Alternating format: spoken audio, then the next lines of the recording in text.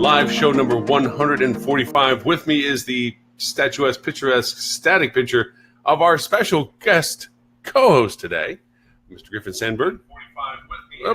Let me hit the mute on the other one so I don't sound like I'm an echo.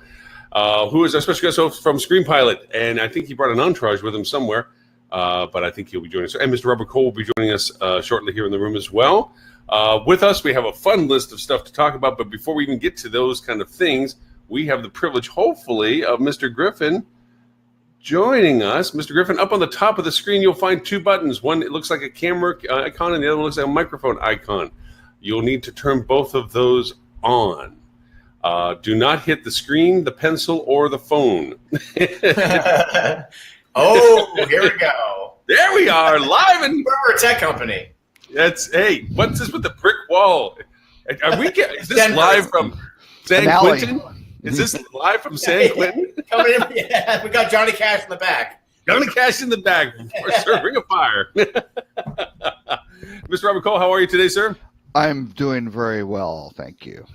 Oh, you sound so calm and placid, at peace with the universe. I'm tired. You've been moderating. Well, I can empathize that. I've had a long week. Yeah. Well, we have as always we have co-hosts that come join us on our live show. Mr. Ed should be joining us eventually. I didn't think he gave any indication that he was not joining us today. Oh no, he did. He said Ed and Stuart will not be joining us. What? Oh What? well, there are two very good reasons. I believe Stuart is just so emotionally invested in the royal wedding. Oh. I Yeah. don't think he's able to. I don't think he's able to function. I do have to say we have another Brit, another one for across the room, for across the pond in the room right now. Though we have Tom Dibble here. He's actually going to be jumping in. I honestly, my role today is going to be like the questions of the Prime Minister. I'm going to be feeding the answers, but Tom's going to be jumping in with some topics here. But Okay. bum the can't make it. Well, that's number one. And Ed is still. My understanding, he's listening to a file and he can't figure out if it's saying Laurel or Yanni, and it's driving him crazy. And he can't function. So Okay, now I know that's not true because Ed would listen to it and say it says Ed. That's right. Ed is God. Oh, that says Ed is Ed. God. Ed is Yeah. God. That's all I hear. Yeah, Ed would just be like, no, that says Ed. That's it. Yeah, that's all I hear. Definitely heard that. Yeah, I definitely heard Ed. There's no other name to it in that sense. Yeah. Well, besides, yes, we do have the word wedding coming. But no, I can see why you're very tired, Mr. Robert, because you are moderating. I crashed and burned on my long flight. I was up for 36 hours when I came back from Vancouver, and I just died on Wednesday. Wait. 30. You had a 36-hour flight from Vancouver. Now, what new low-cost carrier is this, Lauren? It was really affordable. As long as we paddled, the plane stayed in the air. No, it was just between driving from Vancouver to Seattle taking the red eye, but that whole day was speaking and all that stuff with HSMAI. And then doing the connection between Dallas, which was only 40 minutes, and then flying. It just, at the end of it all, was 36 hours up. And I got home and I'm like, oh, yeah, I'll go to work. Plonk. It didn't work. Yeah. Anyway, Yeah.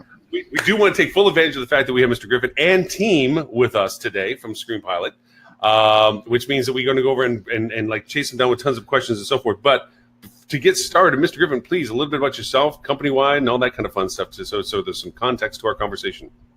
Absolutely. So, coming in here from Denver, Colorado, live from Denver. It's Friday morning. I'm tired. We have Tom Dibble here, who's the founder and CEO. We actually started the company out in Charlotte, North Carolina, about 11 and a half years ago now. Been in Denver for about 7 or 8 now. And we're a full-service digital marketing and web development firm for independent hotels. And we work with portfolios like Benchmark, Graduate Hotels, Two Roads Hospitality, some real great names in the space. We're right down the road from Two Roads, which has been fantastic. But yet we've been in this space for that long now, for about coming up on 12 years now at this point. And we're definitely going to stay in because, I've been preaching to the choir. There's a lot of moving pieces and a lot of newcomers and a lot of new challenges every single day. So. True. I follow this. Honestly, thank you guys for including us here. I follow this live stream every week, and it's a great rapport that you all have and some really awesome stuff you chat about. So we're pleased to be here. Well, we appreciate soul. You appreciate raising the bar for us today. Appreciate for raising the bar today. So crazy thing, where did the name Screen Pilot actually come from? Because obviously there's synonyms as to why people pick their companies, but why did Screen Pilot? Where did the origin of the name come from? Sure. So Screen Pilot is, you have the what we call a trailer across the pond for a movie or anything. You have that 30 seconds to capture someone's attention, and that's what we think the same thing is in digital marketing. It's capturing their attention from the start, but it's also following that person throughout their entire guest journey as well, and having that personalized messaging. But the first shot that you have is that first 30 seconds in reel and probably 4 seconds on the website. So that's where we're trying to capture that attention. Makes sense. I had the weird audacity to work with a company called Standing Dog for a while before it got absorbed by W Promote. Heard Mike really Wiley. those guys, yeah. Yeah, and he never had a great story for it. He was basically hunting for a domain name and couldn't find one that was open. And then he turns around, his dog is literally standing beside him. And he's like, Standing Dog. And just looked at it, and the domain was available. I'm like, dude, you got to come up with a better story. Like, you're on some sort of vision quest. You had your beads. You're in the middle of the mountain. Ayahuasca brew, yeah. Honestly, it's the first time I've been asked in a while, so I'm glad I had a story. Exactly. At least there's meaning to it rather than, I was drunk at a bar and name popped in my head and I thought, what the hell?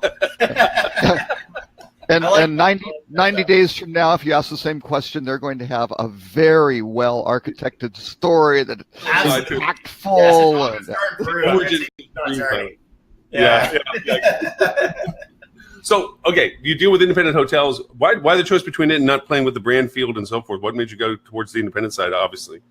Yeah, that's a great question. And it's a question that we ask ourselves all the time if we're going to, expand in that space. And I will say there are some larger brands that we work with here and there, really because we have a great relationship with ownership there. That makes everyone's life a lot easier, streamlines a lot of processes.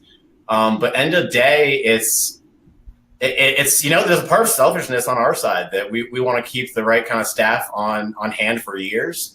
And if we're kind of trying to cut through red tape all day, every day in and out, it's going to have people kind of have this churn and burn type of revolving door type of aspect. So we really, really love having these independent hoteliers that we can get on a call every week with the GM, the DOSM, the director of revenue, the DOSM, just everybody, and be able to say, here's the ideas, what we want to test out the next month. Can we get the go ahead?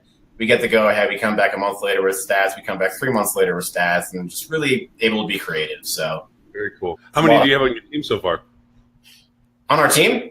Yeah, we have 29 at this point. So boutique in what we work with, and boutique and kind of what our setup is as well. It's all 29 people here in Denver. Oh, that's nice. That is nice. Are you a Star Trek fan at all? I'm not. Tell them Star Trek. Maybe. Maybe. Never get larger. Never get larger. Never get out of the captain's chair, because that is a sweet spot of size. That 29 to 40 is, because then when you get beyond that, you start dealing with infrastructure things and blah blah. But when you're below the 40 mark, man, you guys can turn on a dime. You can have great thinking conversations without layers of. It's a sweet spot. I'm jealous of that, because that's a very cool space to be in. Oh, I'm fully aware of how lucky we are right now. I come from the tech startup background where it's, you're 8 people one day, 80 the next, 800 the next, and then out of business the next. So yeah. Almost as fast as you said it. That was full scaling mentality, and you can turn on a dime, and it's nice. Great. I don't see us being above 40 in the next 5 years probably, just because it's the right fit right now, the right niche and right size. It sounds, having my heart into what you're saying is like the fact that you talk, collaborate, deliberate, communicate. I don't know what other word to throw at it, but that engagement that you're talking about, that's the magic part. When I think companies get to where they're regulating the conversations, downplaying the processes to lesser minions to do basic work, and everything you just said in your description was like, no, we talk, we engage, we're excited about trying. That creative thing is the thing that gets lost when the companies start getting into that monetization model, and it doesn't sound like you're anywhere near that thought process. Absolutely. Yeah, we don't want to be lost in operations and putting the carriage ahead of the horse. As you all know, this is a very, very tight-knit community. So it's a blessing and a curse. And I think if you drop the ball, people know. But if you do right by property, the word spreads that way too. So sure. Definitely. A big part of the conversation for us is just the long term. So I know I'm grilling you about the size you come, but it's just fascinating because I never had a chance to really ask these questions ahead of time. So it's kind of cool. I get to ask them now about what you guys are thinking about looking, because I know we have topically some things we want to talk about, which is really cool, but just the idea of understanding your company and what it does and so forth. So you best of breed stuff. You walk in the door and you. This is a live recording. That is the fire department. Yeah. Wow, the police are really coming for Robert. No.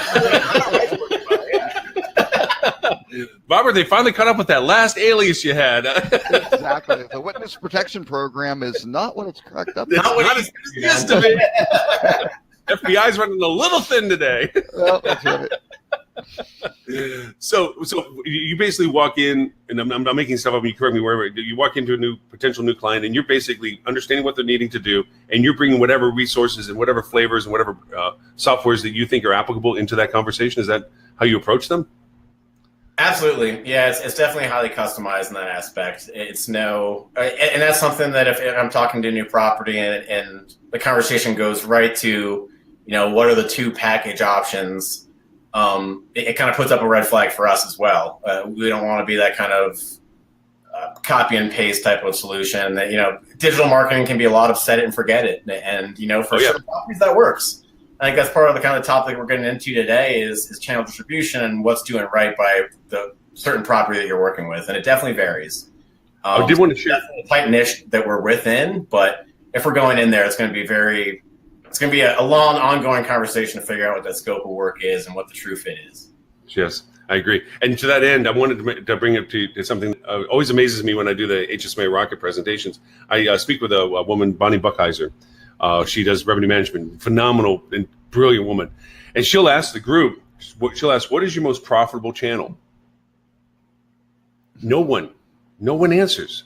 And it's mind-blowing that a hotelier would not know where their greatest source of revenue by channel would be. And then I ask a question when I'm up, it's like, what is your direct channel contribution? And again, blank stares. They don't know the percentages. It's like, how can you know what you're supposed to get from a channel if you don't even know what's contributing at that point? So I love the fact you want to talk about channel distribution, channel shift, and so forth, because I think it's an unknown aspect of conversation for a lot of hotels. I know from clients I talk to is like it's an education process, teaching them and understanding their channel mix, their channel distribution, what they're pursuing on channels, and what their yield is on channels. So I'm totally stoked that you wanted to bring that to the table and talk about it today. Absolutely. So, and before we get into that, shout out to Ed. I know Ed's over there with that recording, and he's still hearing Ed, but so you can hear it again because I'd love to give him a shout out. We've had really good conversations with the Flip2 team in the past, and really understand where they fit into the play, into the piece of the pie, and do right by all the properties they work with. Fuel Travel as well; those guys are awesome. So Stuart and his team do a really good job with that. Good people on the call to be able to have an honest conversation about with. Oh, and by the way, since they're not here, just so you know, as a rule of decorum, we get to abuse them. Absolutely. Talk bad about them. I take everything I said. You can make up. Yeah, the policy is you can make up whatever you like. Anything. Yeah, anything you want about them, because they're not here to defend themselves. So, and Ed not having told me that he was not going to be here after being generous and connecting the dots with you, only means there's even more amplification of abuse. So, any derogatory comments that we can make, any slights and slants on him, then it's open season for us unless he wants to show up and defend his honor. Great guy keeping on politics, and then oh my God, yeah, that guy's really on the wrong side, right? And Stuart, those guys in Myrtle Beach, what are they? They're waking up from a drunken stupor from last night? I mean, what the hell's going on with that dog? I don't even know if their clients get in contact with them on Fridays. I think Friday's a busy day. You know what I mean? They're recording their podcast. Yeah, that's all. Yeah, that's it. Yeah, they're drinking beer already. Anyway. I used to live in Charleston, and I do think Biker Week is right we might be in the midst of it. So Stuart might be out there in the chaps and riding around with a few. So I don't know. It might just be chaps. I mean, Stuart's out of town. Now wait a second. Don't tell Lauren that, because Lauren's going to go get on his chaps and jump on his bike and start heading there. Head out immediately. It's this weekend. Oh my God, I'm missing it. Gotta go. Bye. All right. It's anyway. They'd come down to Charleston afterwards, and that was usually vacation time for a lot of other people. Sure. I mean, you can't get much else done with all that coming around. But yes, of course. All right. So from a channel distribution side, where would you like one to put a stick in the sand and start the conversation with us? Sure. So I think part of it, I know Tom's definitely going to jump in at a certain point. I think for channel distribution, it's just kind of having that understanding. And I think one thing that comes up for us a lot when we're going in and really understanding what that distribution looks like for a new property is that there's kind of a lot of new lessons that need to be taught sometimes on where revenue is really going, whether it's an attribution model that we're having to redescribe, or it's understanding these kind of CPA models that are everywhere. They're left and right in the space now. I understand where they're coming from, right? As a method of growing your business, you understand that a lot of times, a lot of people on property are going to be more worried about the group space and the sales side of things than they are the marketing side. If you can come in and say, hey, you don't have to go to ownership and ask for more money right now for media spend, you're only going to pay when we acquire a new guest for you. It's, there's no questions asked at that point, right? But I think an issue that we've seen is that so many people are coming in with that model. At the end of the day, there's times now where we're almost saying, hey, you know what? I never thought we'd say this, but the OTAs are actually working out better for you. Yeah. Like, you're paying 20% here, you're paying 15% there, 25% there of the booking. What are you keeping at the end of the day? And so it's definitely a conversation that is tough to have sometimes with properties, because they've been able to have this really what they think is the silver bullet. But then we really look at what that distribution is looking like and where the cuts are being taken, and have to say, hey, let's take a step back. There are a few people that might be selling snake oil out there as well. And it's a really difficult conversation. But why I wanted to bring it up here is just I know that everyone in this group is really honest about that. And I'd love to hear your guys' feedback on what you've been seeing, in the space, and if you kind of had the similar kind of view, and what conversations look like with any properties that you might work with. Well, first I'll take a quick stab and just say that I completely agree with it, that people get into this complacency mode, that they feel mentally that they're only paying for what's being generated. And that is the complacency mode of OTAs as well, where in their mind, they're only paying percentage on commissions of attained business, but they don't realize the cost of acquisition of that is so much higher than if they were to manage and monitor other channels where they were doing a CPC model or something where they can mitigate the cost of acquisition rather than just allowing it to happen through the commission model. I've been on a pulpit for a long time about this the augmentation of direct channel and attribution strings, where these softwares that are meant to help with your direct channel really hijack the scenario, their session counts, and will take credit for stuff that isn't theirs simply because you're allowing them to be in your direct channel space, and they take attribution string and hijack the session into theirs and then charge you commission for that model. And you're thinking, this is great, this software is improving my direct channel conversion, when in fact they're taking credit for business they didn't gen. They just jumped in the way just before they walked in the door for you. So they got their pixel to fire. Yeah. And then from a whole nother data source of that, and I show this to people when I do presentations, they will go over and they say, here's a pixel, put it into your system, and it pulls all the data. They don't restrict the data that the pixel's firing from, including credit card information. I mean, they're through the entire e-com funnel as well, and there's no security to that. And all that data then gets shared by their affiliates as well, because I'll pull up a scan onto their site. It's like, do you know you have 43 current tracking things on your site? And they're like, what do you mean? It's like, because your data is being used by somebody you have a contract with, but they're selling the data to somebody else. Their pixel's firing through their pixel, and you don't even have control of the data you're pulling. So it is that complacency issue, I think, is the thing that I fight the most with. What you're talking about, that channel distribution laziness of, oh, hey, we're only paying on the commission, everything's fine. And they don't look at it as a budgeted model at all for that. So, yeah. Well, and just to chime in, I moderated this, the Onyx, basically customer conference. They call it, Onyx Future Source Conference, and it's a great conference. I mean, really good high signal noise ratio, which is always something I look forward to. Not a lot of pay to play sponsorships where they're just kind of out there hawking product and things like that. But huge top, and Onyx. Really fundamentally works in the commission payment space, right? So they're transitioning very aggressively into overall, much more of the payments area.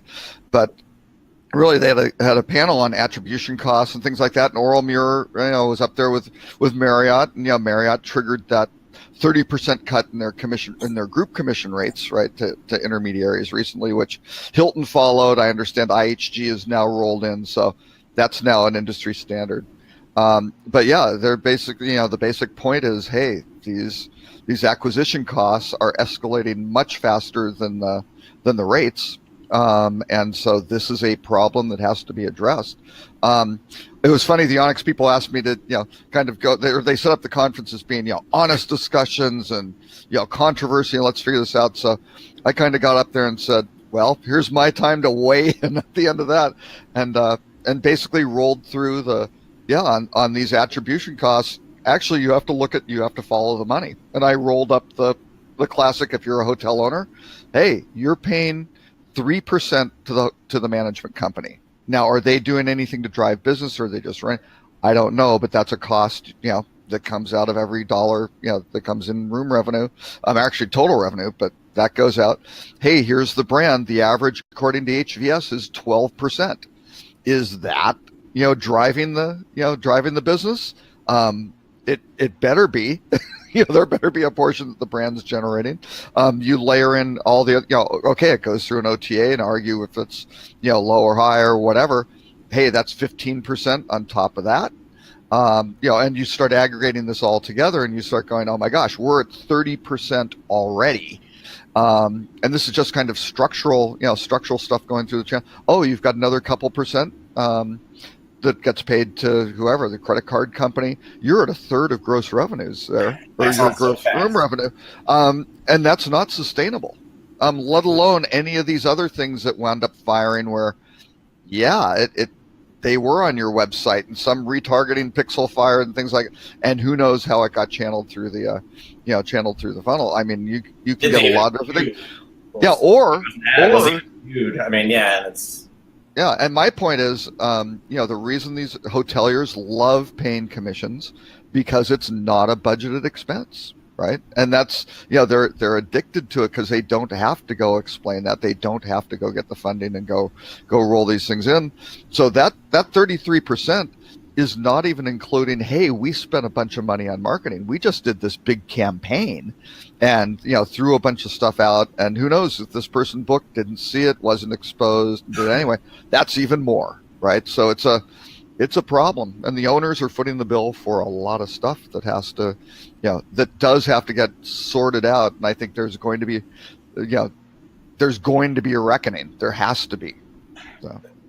Absolutely. I mean, there definitely has to be. And I think I completely get how it tacked on so fast and how this mentality took over. I get it. If I were in the shoes of a DOSM and I was worried about the other side of the business and somebody came in with that silver bullet, I would go for it 10 times out of 10, right? Yeah, no budget. Just try us. Just do this. It works. Exactly. Hey, look at these stats. And it's like, oh, gee, wow, we've never seen something that powerful. Let's do more. So, absolutely. Yeah. Absolutely. And I know I've Tom Dibble pacing around here. This is no, I'm coming in. Okay, yeah, he's coming in another screen. All right, here we go. We got space. Awesome.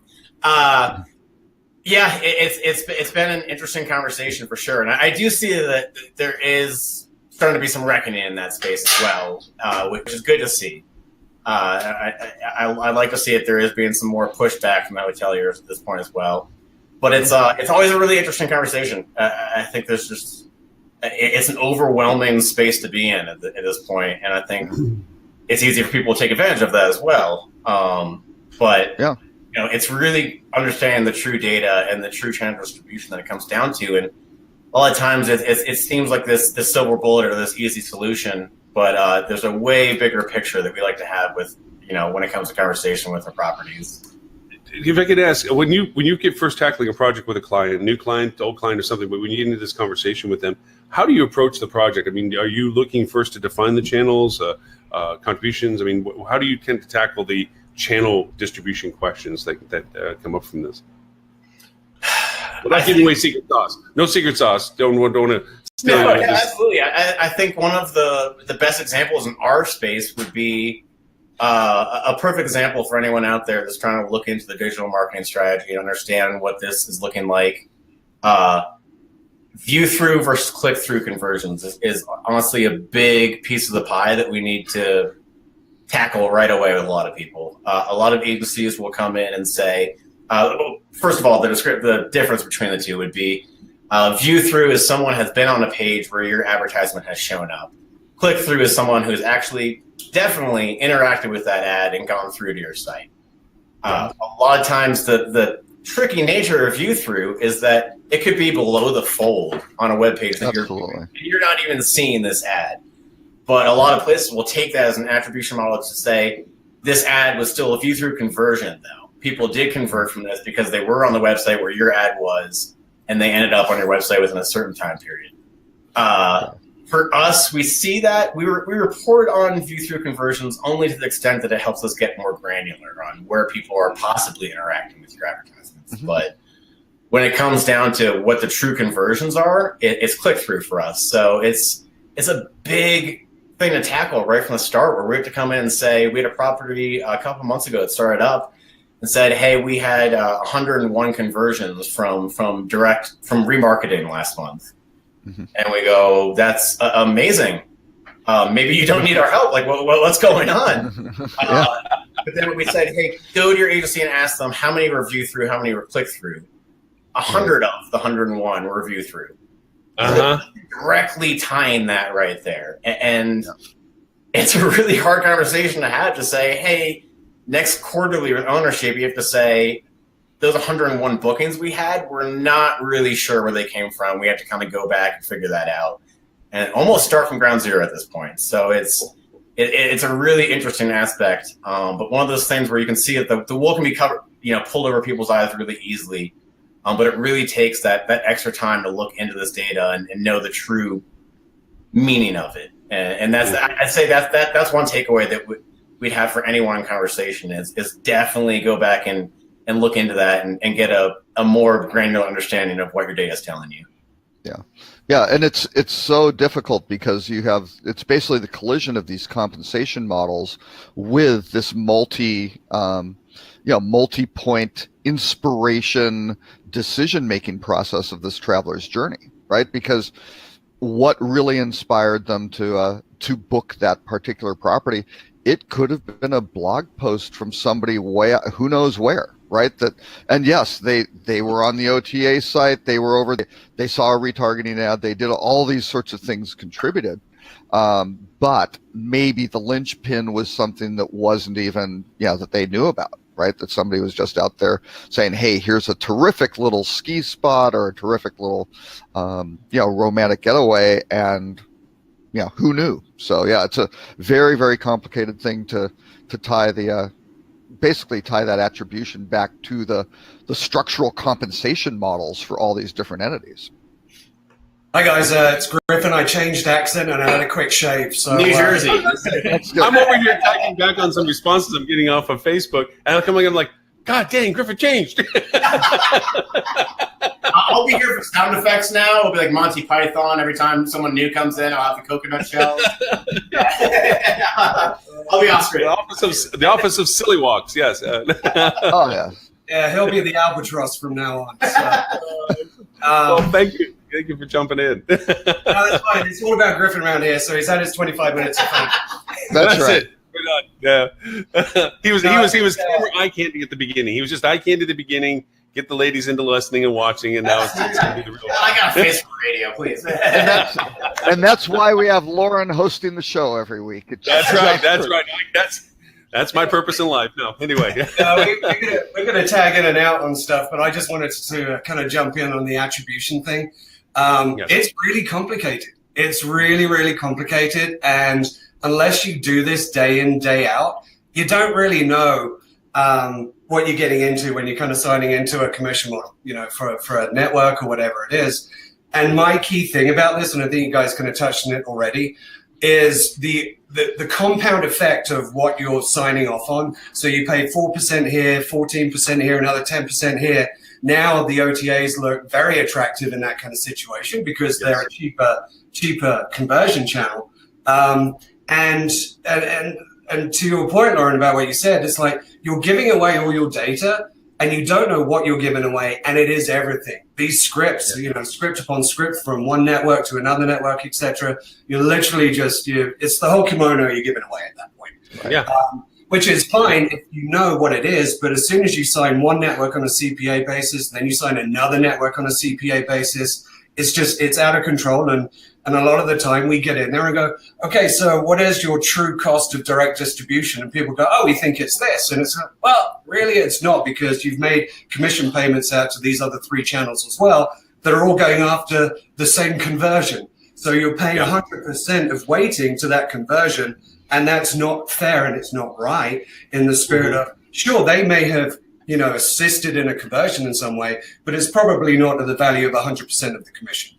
Right. Exactly. Yeah, not worth the money that you're paying. I can't begin to tell you the frustration that some of these vendors give when I send back the script that we're going to load for them. That usually has just 4 points of data that are contractually related to them, saying these are the 4 points we're going to let you draw from. The reference, referral. And they're like, whoa, wait a second, hang on. Like, wait, well, it's like, no, that's what you're going to get. Well, no, we need you to put this script in. It's like, no, contractually you need these 4 points of data, and we're going to give you those 4 points of data for tracking, but that's it. You're not going to run through our entire funnel and grab all of our data for this. And also, I always get shy of when some of these platforms that they do go connect to your direct channel and they have no dashboard to control how they interact with your site. It's an all-on thing. If it moves towards the click-off button, if it's a pause of 7 seconds or whatever, it's being rendered and so forth. And it's like, no, we're going to put you on certain pages only. We're going to script control your launch of your plugin. It's only going to be on certain pages that we're going to designate. And they don't like that either. It's like, well, contractually, it's our site. We can do this whenever we want to. So it is, to your point, just mitigating what you're using them for so that they actually provide the value that they say they're providing when you're using them, kind of thing, in that circumstance particularly. And I think an important piece of it from a month-end routine is the reconciliation of, the conversions that they are particularly looking for payout on. And because that can be a manual process and it can be a time-consuming process. But I think that is, if anybody listening is utilizing CPA-based kind of networks, make sure you're running through that reconciliation process. Because sometimes we see that there are negotiated rate bookings that occur that for attribution on, and it's like, whoa, I've already discounted this, time out, people. So that's a negotiated rate, and you want me to, no, that's not okay. So just please reconcile is what my suggestion. How did this wind up on my group booking page? Wait a second. Right, exactly. And they're grabbing and snagging just about anything that's coming through the funnel of it. I just made up that last point, but I'm willing to bet there are more than one property where that's happening. Right? They've got some little, go to this, put in your code for maybe they set it up as a promo code, maybe put as, who knows how they're triggering on for somebody with a negotiated group going on there, and those things are firing off like crazy, and the bill's just getting paid. Comes in and goes, hey, that's great. Yeah, they see, hey, they're up over last month. Fantastic. And bookings are up. Oh, how's it coinciding with the season? Yeah, it should be building because you're getting into a peak season now. So. Well, and I think that's the type of conversations that we have and the type of relationships that we have with our clients is very collaborative, and we kind of, we help people do due diligence on new propositions. A lot of the time it comes through us, and so we get to do the due diligence first before we kind of put it in front of the client if we think it might be relevant for them. But a lot of the times it's direct sales and people are just signing off and are great, I only pay on commissions. That sounds fantastic, right? So it's a very complicated world, but it's fun to do forensics on, but it's time consuming. It is, yeah, and unfortunately with a lot of the hoteliers, and actually it was interesting coming out of this Onyx conference, a few of the really great commentary that I really appreciated were basically people saying, to this group, which was comprised of both hoteliers, agencies, and some tech companies, advising the hotel, push back on your IT people. Don't just trust that, they're doing such and such. Understand how this stuff works, right? I mean, you don't have to, go do a code crawl with them and understand exactly to that level. But hey, you need to understand how this technology is functioning, be it your CRS, how it's interacting with your PMS. How are these things happening? How are your third parties really working so you can understand this underlying data flow? I had a woman speaking on GDPR, and she was like, don't just take it from your attorney. There's a lot of bad lawyering going on on these things. Understand the key principles, and I think you're making the same point. Between the agencies or these third-party providers, you've got to understand kind of the fundamental elements of what are the objectives, what have we hired them to do, how are they being compensated, and then most importantly, how is this data being dealt with, and is it is all of that lining up and doing the things that you need it to do the way you need it to do? Or look at Facebook. They had a little problem with Cambridge Analytica. Tom, it's nice to know that there's for some obviously we talk with Stuart a lot and Ed and so forth, and we kind of have our own ecosystem where we feel vindicated that we are doing the right thing, that we're wearing the white armor kind of mentality. And it's nice to know that with meeting you all and talking that we're not alone in that conversation. I know for me, it's very comforting when I walk in and talk to a potentially new client or something, that exposing what they should be looking at, seeing the real numbers for what they mean and not what they're implied with the agencies that have been just trying to cash a check, so to speak. But really, it's a very secure position to come into the conversation with, and I'm sure you feel that when you do that with your clients, from the way you approach data is the same thing. It's like, look, we're going to show you the numbers that mean something. We're going to show you the channels that need to be looked at, and this is the metrics that you need to identify, not the hypothetical numbers of engagements and not the hypotheticals of traffic volumes, but the actual tangible results from the engagements and so forth. So kudos for the fact that we actually meet somebody that is of a like mind, because all too often we're coming in cleaning behind those other agencies or those other functions where it's like, they told you what? They gave you what? You're sitting there going, I'm believing that somebody would actually believe the smoke and mirror stories on some of this stuff. So thank you. I appreciate that. Yeah, and we definitely take a more consultative approach to our engagements, because we're definitely not a retail agency in that sense. And so we, with a management consultant background, I like to bring a consultative approach through not only my interactions with the clients that we work with, but that flows down to our account team as well. So in the spirit of, we take a very educative process to our engagements, and we spend a lot of time bringing, those less digital savvy DOSMs up to speed with not only what are we doing, but what the trends are in the marketplace as well.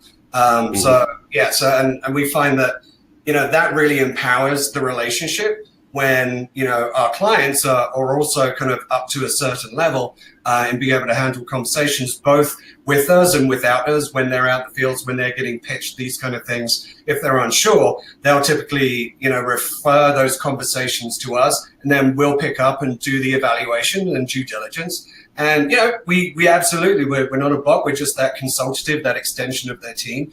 And, a lot of the times we try stuff out, but we have a lens on it that knows whether something's truly impacting KPIs or not. And then if it is, we'll keep it going, because we're marketers as well. So you do more of what's working and you do less of what's not, but you got to try something. Right. What is I mean, I know you handle with independents, and that's your primary, which I agree with you completely. Independents are so much more, not just fun, but adaptive, usable, bringing to market. I don't think a lot of brand-owned properties realize the freedom that independent hotel life can give you when it comes to your ability to really put yourself into the market space without the brand saturation problems and dilution of product. What is your sweet spot? What kind of client is in your world optimum size-wise and so forth that you say, this is the place that we're really, that's our spot, that's our place we want to be? Yeah, I think for us, it's definitely upper upscale independents, 4 or 5 star properties.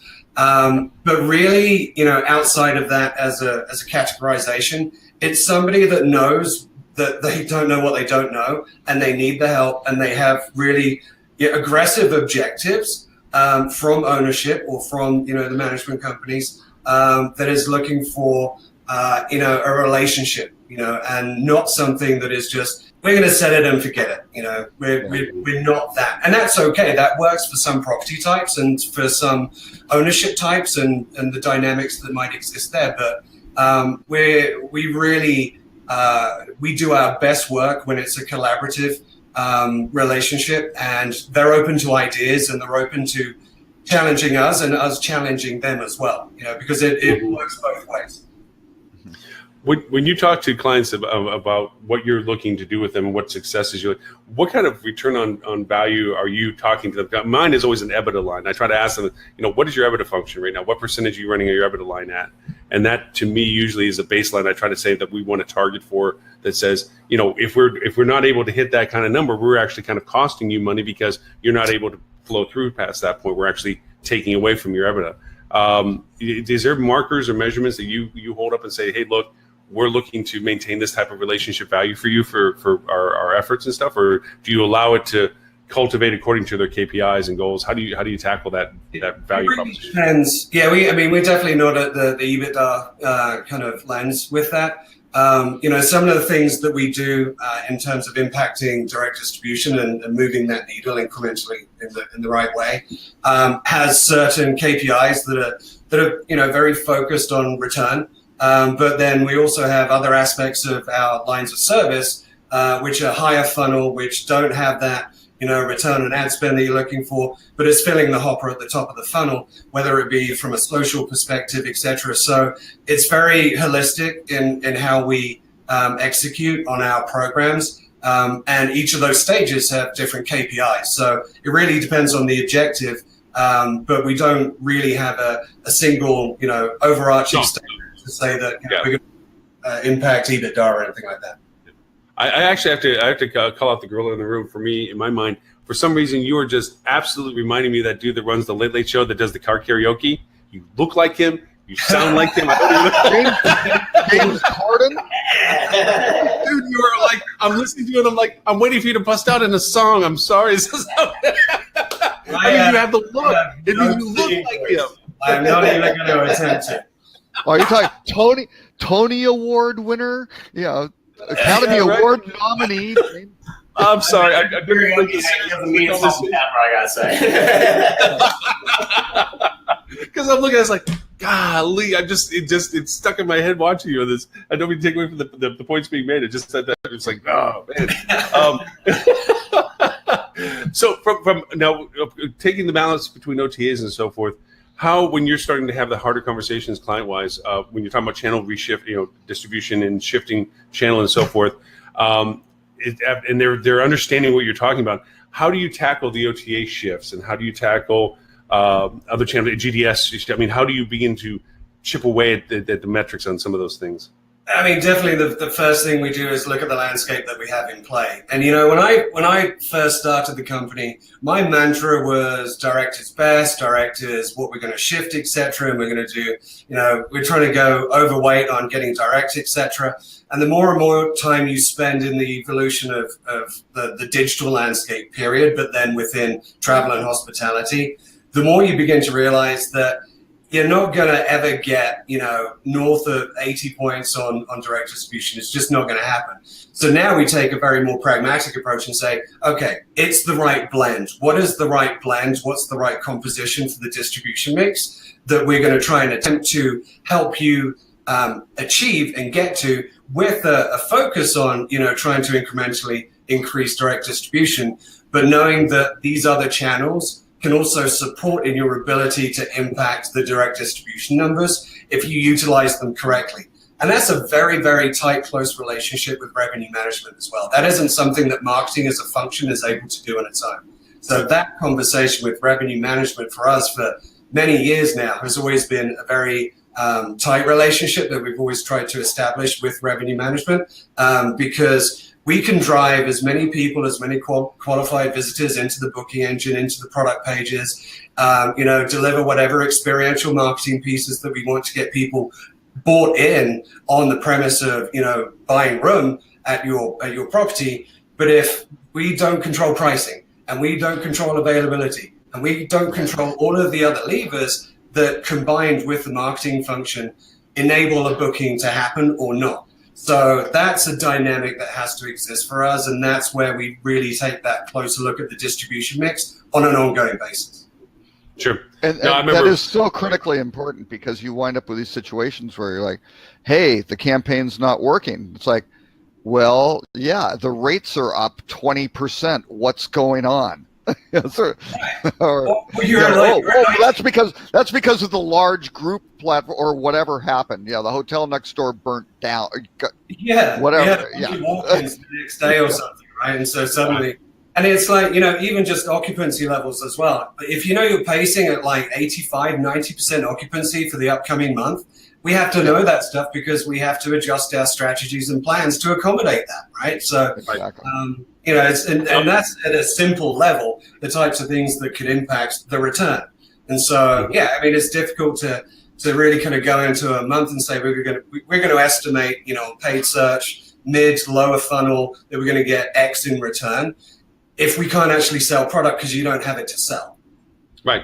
No, I mean, the reason why I was complaining about my crashing and burning on sleep is because with the HSMI's Rocket program, literally the program that we're running around for HSMI's is the revenue management and digital marketing convergence. Just exactly what you said. Marketing can't run its own without revenue insight. Revenue can't facilitate what it wants to do without marketing's insight.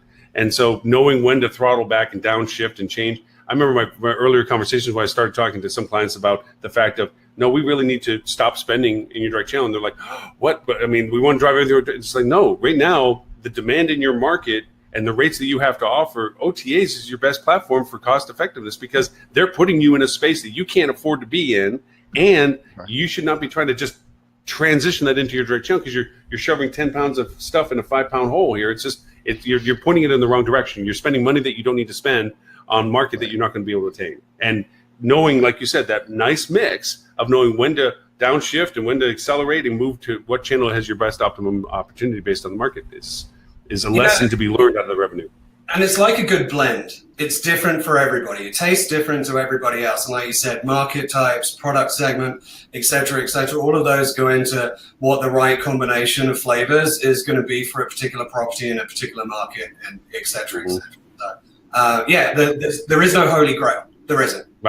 Right. The only argument that I'll hold on to our OTA engagements and conversation is the first acquisition is always great from an OTA, but to have to use the OTA again for second acquisition of the same guest is to me a fall down of the property at that point, because then they weren't able to translate the conversation from the OTA engagement, which brought them there, to the direct channel opportunity for the personalization of the experience for people. Maybe. And Lauren, I generally agree with you on that. Generally. We wouldn't be a show without one of us going, wait a minute, I'm calling on that one. and again, very interesting conversation actually with a fellow from Hyatt and a fellow from Expedia, right? Simultaneously, right? We're sitting down having this discussion. Because actually I walked up to them, they had actually been on stage together and we're talking about if you can share information, appropriately and work together, you can use these channels more efficiently, right? As opposed to fighting with, and I was kind of joking with, oh my God, look at, they're getting along. Nobody thought this was possible. And they're joking, don't tell anybody, things like that. But, these guys were sitting down afterwards, just, kind of having a beer, and, I joined them. And that was kind of the discussion, because you wind up with these scenarios where it's really the individual preference of that consumer. And if they're booking their air or doing other things through Expedia, and it's easier for them, it's a better experience, and they don't want to go to the hotel's website, there's a portion of the market, right? And I think that's something that's not really understood, where that's just kind of the preferred channel. And as good as you may be, they don't want to do that. It's actually kind of a negative for the consumer. So that has to kind of get baked into how this understanding of how all this stuff works, right? And nobody has a good handle on that. Now, my argument would be Expedia probably has a better handle on that than the hotel groups do, right? With the vast amount of data they have going across brands and what they're looking at with, getting such a tremendous amount of volume from TripAdvisor. And I mean, they're able to look at a lot bigger swath than even a Marriott or a Hilton. But yeah, it is interesting. For that dimension. And you start seeing, I mean, one of the news topics was Priceline now has a deal with points.com. So you can start converting your airline miles more efficiently through Priceline. And so it has nothing to do, you see money coming in at your Priceline rate for whatever, right? And that's fine. Hey, Priceline's booking are going on, and all of a sudden those are frequent flyer things. What? Oh, we should have warned Tom. When we get going like this, it's just you get a word that everyone just start talking over. It works out well. Yeah, exactly. But what do you? I mean, I agree with you, Robert. There is a segment you were never going to get converted over. It's not 100%. I'm always going to pull somebody out. I'm talking about the laziness. I'm talking about the laziness. Oh, absolutely. Completely agree. Yeah. So, you should do. My point is the hotel should be doing everything possible to win that person to their site directly, right? Do all the things that really make it a great value, or a high value experience, and great user experience. That's fantastic. But again, you aren't going to get 100% of those folks, right? You don't have the reach or necessarily the relevance or the contextual, relevance at that point in time where it's just easier for them to go do something else. And and I think you're right in terms of the repeat guest, and to Lauren's point a few minutes ago about paying an OTA the second time around for the same guest. Oh yeah, that hurts. From a digital perspective, the experience starts online, but it shouldn't end online. And the on-property experience is actually one of the critical components to also get right to ensure that the second time, the repeat guest comes back around, it is through a direct channel. And it's the simple things that people can start doing, if they're not ready, or maybe check in on and kind of score how well, front desk is at even getting those personal email addresses or just email addresses, period, etc., during the check-in process and whatnot. That's the easy first step and the first touch point that you can not only deliver an amazing experience, but also capture some of those additional data points for then to circle back into the direct marketing efforts that you would do, for the property. So, yeah. No, we do, with clients, we often talk about the front desk trying to build campaigns of conversion of leads, trying to get real email addresses and so forth. Just to share something I shared in the speaking is like a function that can work that has been successful is on most platforms, like the Travel Clicks of the world and so forth, that you can create these things, make a separate pre-arrival letter, because all of your OTAs through the channel Synexus or the other ones are coded correctly, or if you have them channel-based, you have them channel identified, and send them a different pre-arrival to the made-up email that you have, that you get from the OTAs, and give them an incentive value for them to put in their real email address for whatever it is that you're offering to them, to try to create some conversion database from that. Where then just by saying, hey, Mr. Smith, we know you're arriving, pre-arrival, blah, hope you have this wonderful time. So this is the email we have on file for. If you like to give us your email, we can send you this so that you can have free whatever when you get here. And even any conversion of that is more than not having it from before. So yeah, or even ask for a mobile number to text or things like that. I know certainly one group I've been working with has been doing that quite effectively because they have a mobile check-in, things like that, and they're working to really try to get things to actually transition to go open the door locks and things like that, right? Which is is interesting. And actually, it's interesting. Was talking with one group who's doing. I probably shouldn't say exactly who they are, but they're in the room access control business, right? And they are getting very aggressive. Are you working with the CIA again? Are you working how to break code locks on doors again, Robert? Come on, man. Don't go government on us. No, but just hey, my government contract is over. It's done. Whoa, I'm free. I still can't talk about it. I'm working with an organization based out of Langley that I can't talk about, but we're doing this with the code locks. Yeah, exactly. Yeah. Although the NDA I think is forever. Yeah, right. Or there is no statute of limit. Yeah, there is no. So what do you think is a good?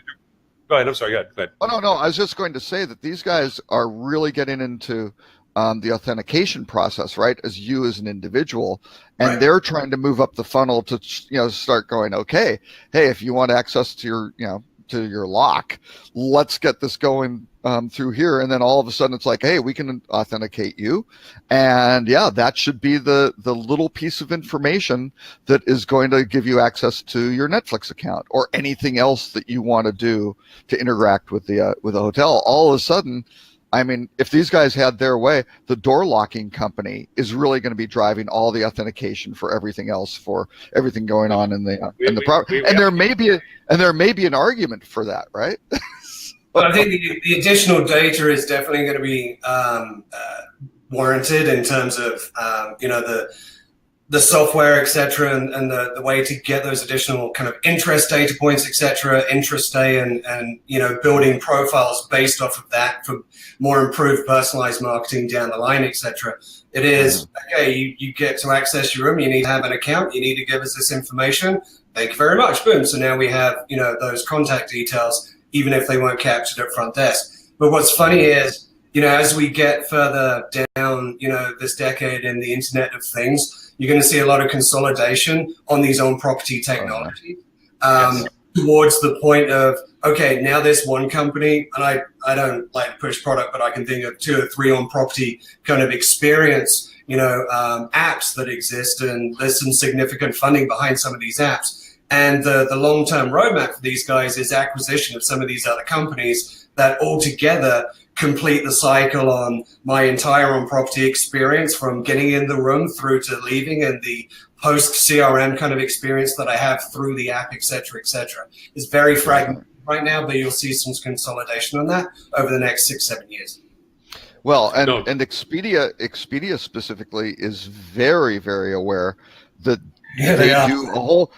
they spend billions, right, on customer acquisition and converting it into hotels and all that, and then they completely lose contact with the traveler when they check in, and all of a sudden the hoteliers can do all sorts of stuff to engage them.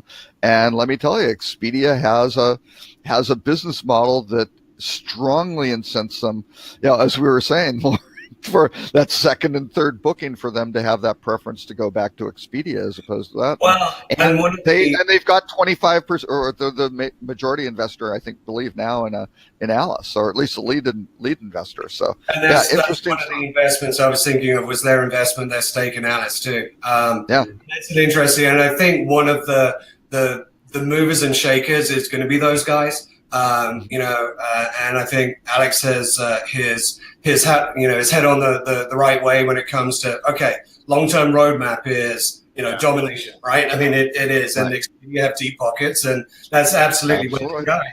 And you could argue, well, what is the roadmap for an OTA? Because it isn't what they are now. It wasn't what they were 5 years ago. What they're going to be in 5 years' time is going to shake the industry up a lot, and especially when it comes into the distribution mix and who owns the customer and who's delivering experiences.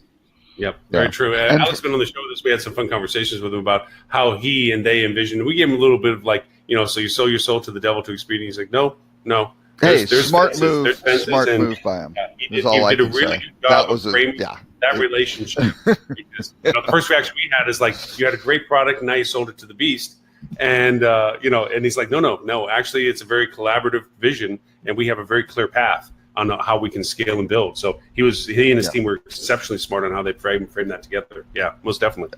But to your point, yes, the integration of data in the long haul will be that aggregation of data. Expedia knows it, and so forth.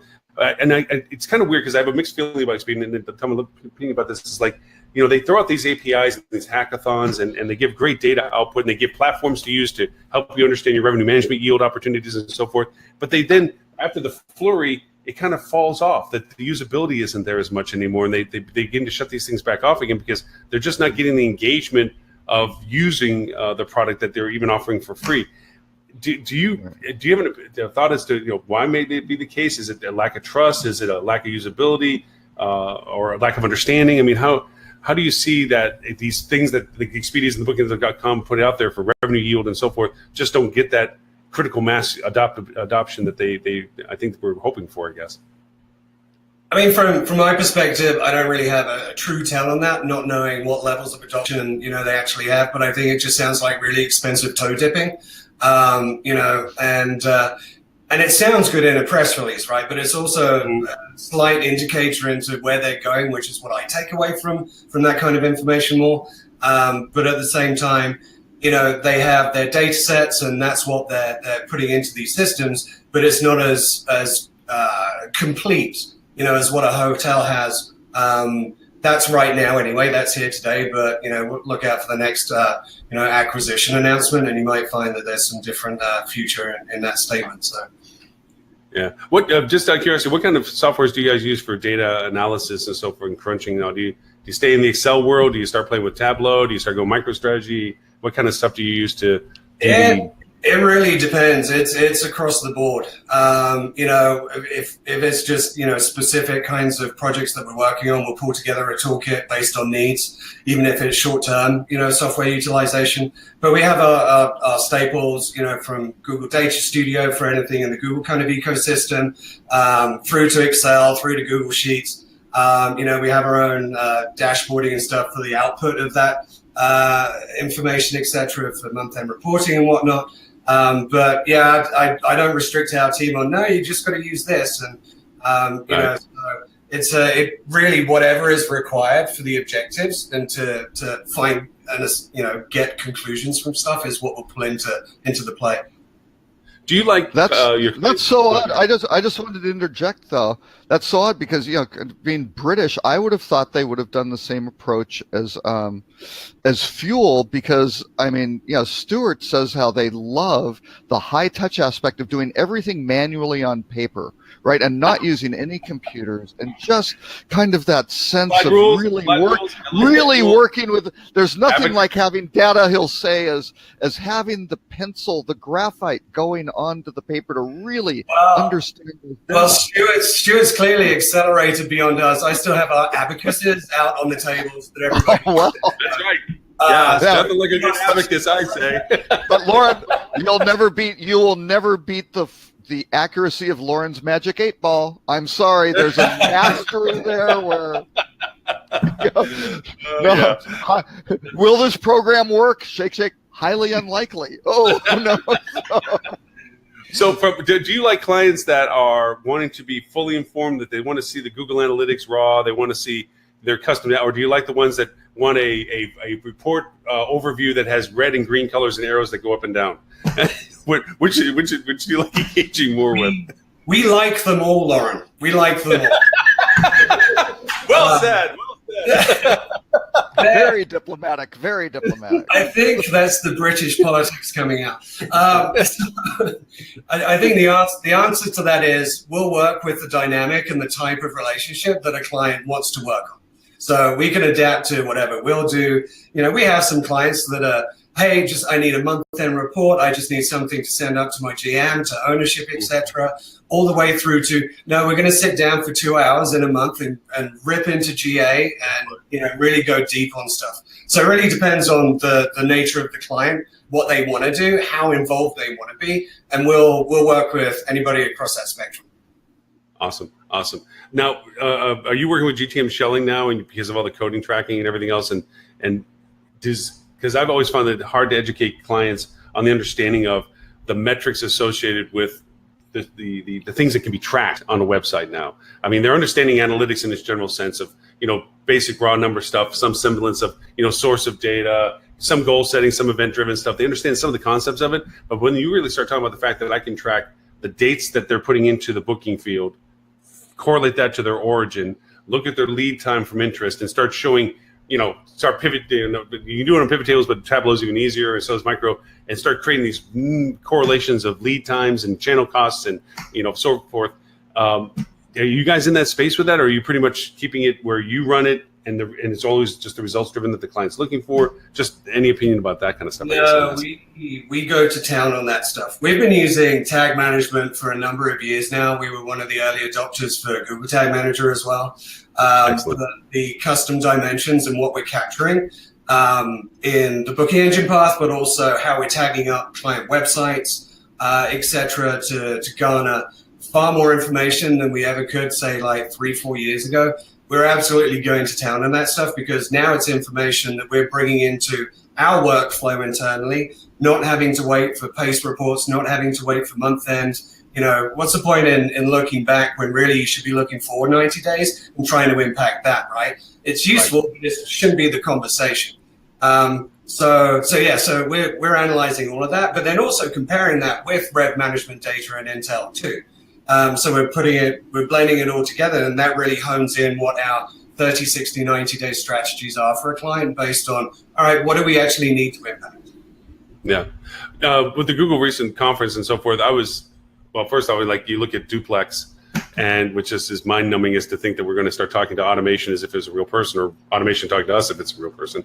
But what really got me, where I was totally stoked on, was the tour, the 360 tour development you can do now, where before it had always been kind of a highly geeky thing to try to figure out, from doing the connective 360 bubbles and so forth and so on. Now you can literally create your own tour and shove it up as a package for your own hotel. I mean, just was there anything out of the Google conference that you saw that? I mean, that's the thing that got me excited. Is like, because I'm one of those heavy 360 video, connect the dots kind of, location based kind of stuff.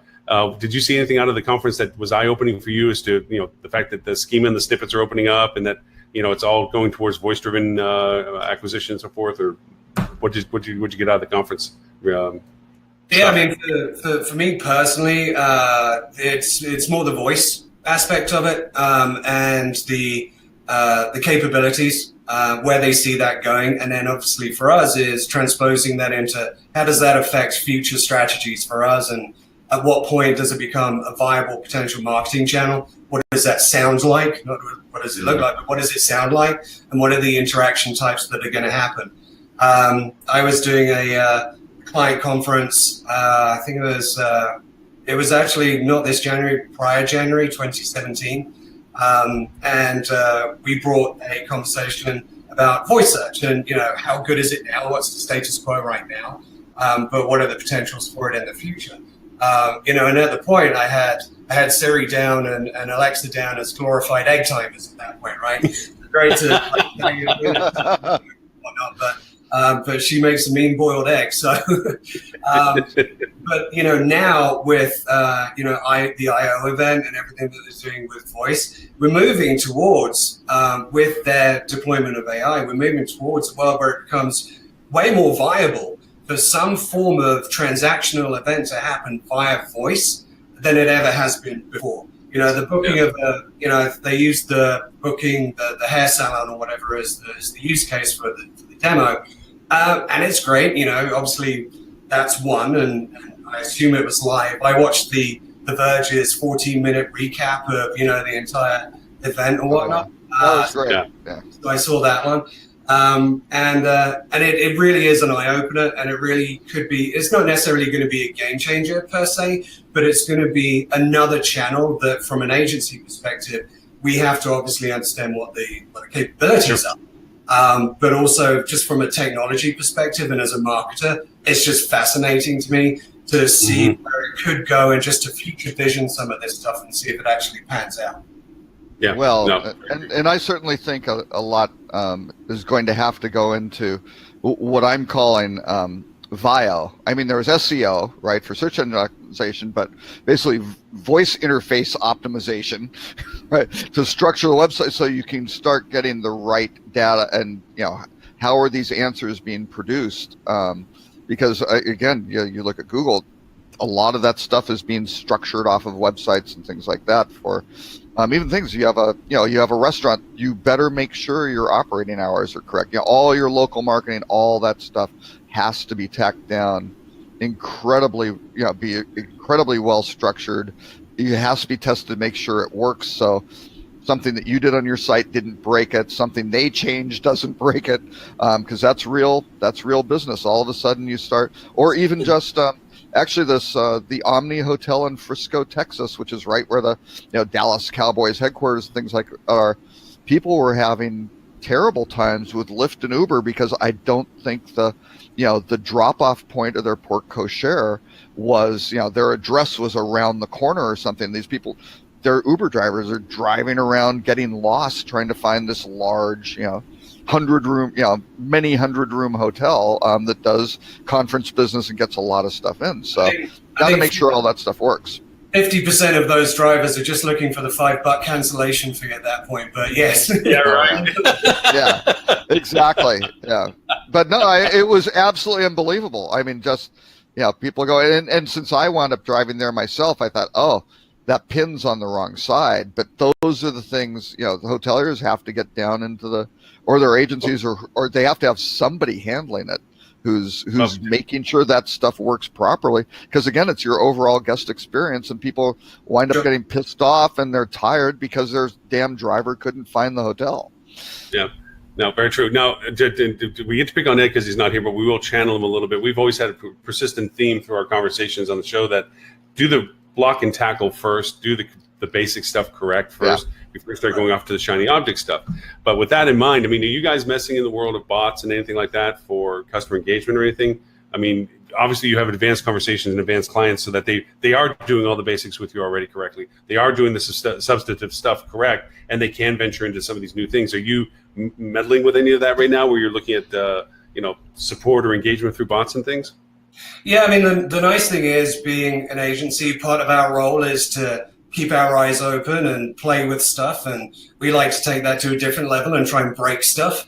So, if we can break it, that's not a good thing. But yeah, I mean, the AI piece with the bot aspect and interactions, it's a dangerous space in terms of the customer experience, especially in the shopping path. But even then, how far can the AI piece really pick up on what it is that you're trying to do beyond a transactional type of dialogue, right?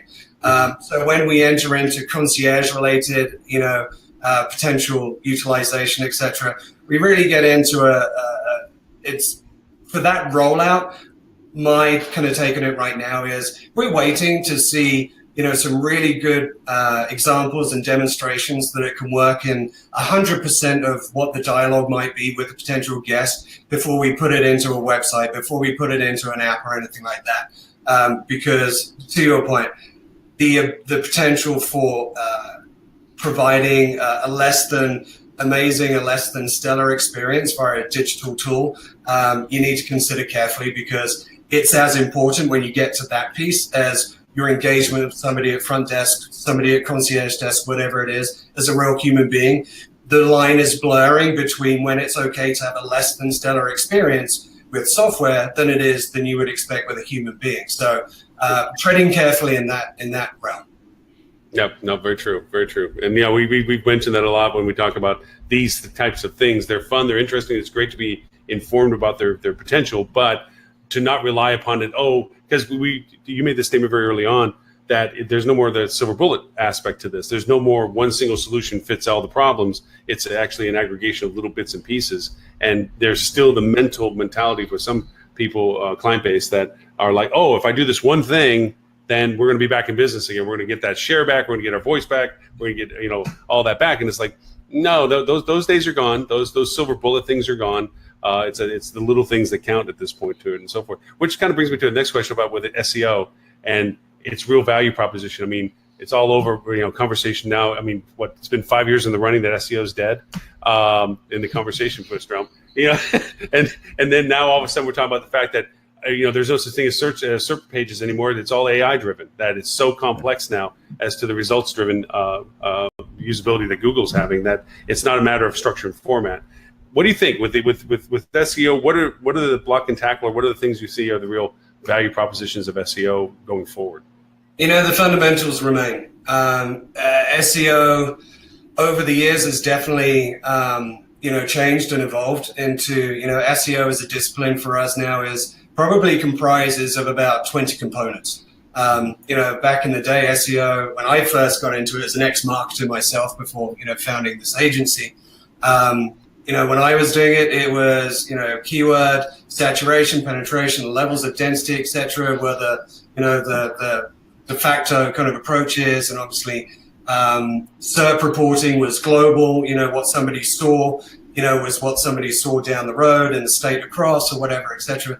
Nowadays, I mean, my kind of take on it personally is SERP reporting, I don't know. I think it's kind of had its day just because of the personalized approach that Google delivers results in its own right anyway. And then with that, though, the index still has to be fed something. So, whether it be voice results, whether it be from structured markup, et cetera, from schema and elements like that you can deploy as a tactic, and you should for local SEO and everything else. I don't see the fundamentals really ever disappearing in the terms of you still need to feed information into an index. Nowadays, Google is going to make its own assessments via AI on things, but they're also going to blend that with personalized history, with its knowledge of your utilization on Chrome, across your phone, cross-device usage, et cetera, location. All of these things will effectively put SERP reporting to bed, pretty much. soon within the next kind of 12 months. So that's one aspect of it. But I think, it's always going to be a discipline, but it's always going to be evolving. And I think it's going to be evolving more rapidly than we've ever known it to, even though over the last decade, it's night and day in its own right. I think the speed of evolution for the discipline is going to increase. Yeah, agree with you. And to your point, I think in 12 months from now, it's basically, I was having another conversation elsewhere, and it goes back to, it really has pushed us back to the guest engagement value, that it's not about working the system as it is having the relevant content. Because when the conversation actually started from the fact I was trying to explain attribution strings and showing how the refinement of your attribution string and understanding it has a high value potential. Is that good for you? There he is. Hey, how's it going? And I was showing them, I was trying to give them the example of where you can see the ad that was placed, you can see the social engagement that was created, and then when you go to the organic engagement, the direct on your channel, you may have a page that said 20 things to do in your location. But if you correlate that they looked at the paid ad for the Tulip Festival, they looked at the social engagement about the Tulip Festival, then the 1 out of 20 things where you're talking about the Tulip Festival was actually the organic value associated with that page. So to optimize that attribution string, take that content that is related to those ads and create a new content that's specific to it, so they don't have to discover the content within the sorting of all the other stuff, but instead you can highlight it in relationship to the attribution string that it was already contributing to. So that's, I think, some of the conversations about the SEO that's coming into play now, is that it's more about the substantive content value to the guest experience than it is about the, I have saturation of content, so I'm going to get organically indexed better for it from Google. Those conversations are waning. So the key is to have the content and then to have it structured properly so Google can interpret it properly, right? I mean, the way that you really want to have it structured, it doesn't, I mean, it's kind of that thing where if it's misinterpreted, it's wasted, right? And you go, hey, we have this great stuff, and if you aren't using the right schemas and things like that, and you aren't getting it for something that, for local events or things that you're tying into that they're deeming very valuable, and this is really important, and consumers love this, give yourself a chance to get some business is basically the bottom line. The fundamentals are absolutely still extremely important, right? And they're all growing into the off-page kind of signals that you're chasing as well. Yeah. But I think it's finally a time where you can call it organic search and really mean that it's organic, how that gets coming in, right? And I think, how it's changed is that before you could really just define what your property was to the search engines, and you were in control of what the message was. Nowadays, it's the search engines with their algorithms they're putting together. They want to figure out what their authentic guest experience is, right? Right. Yep.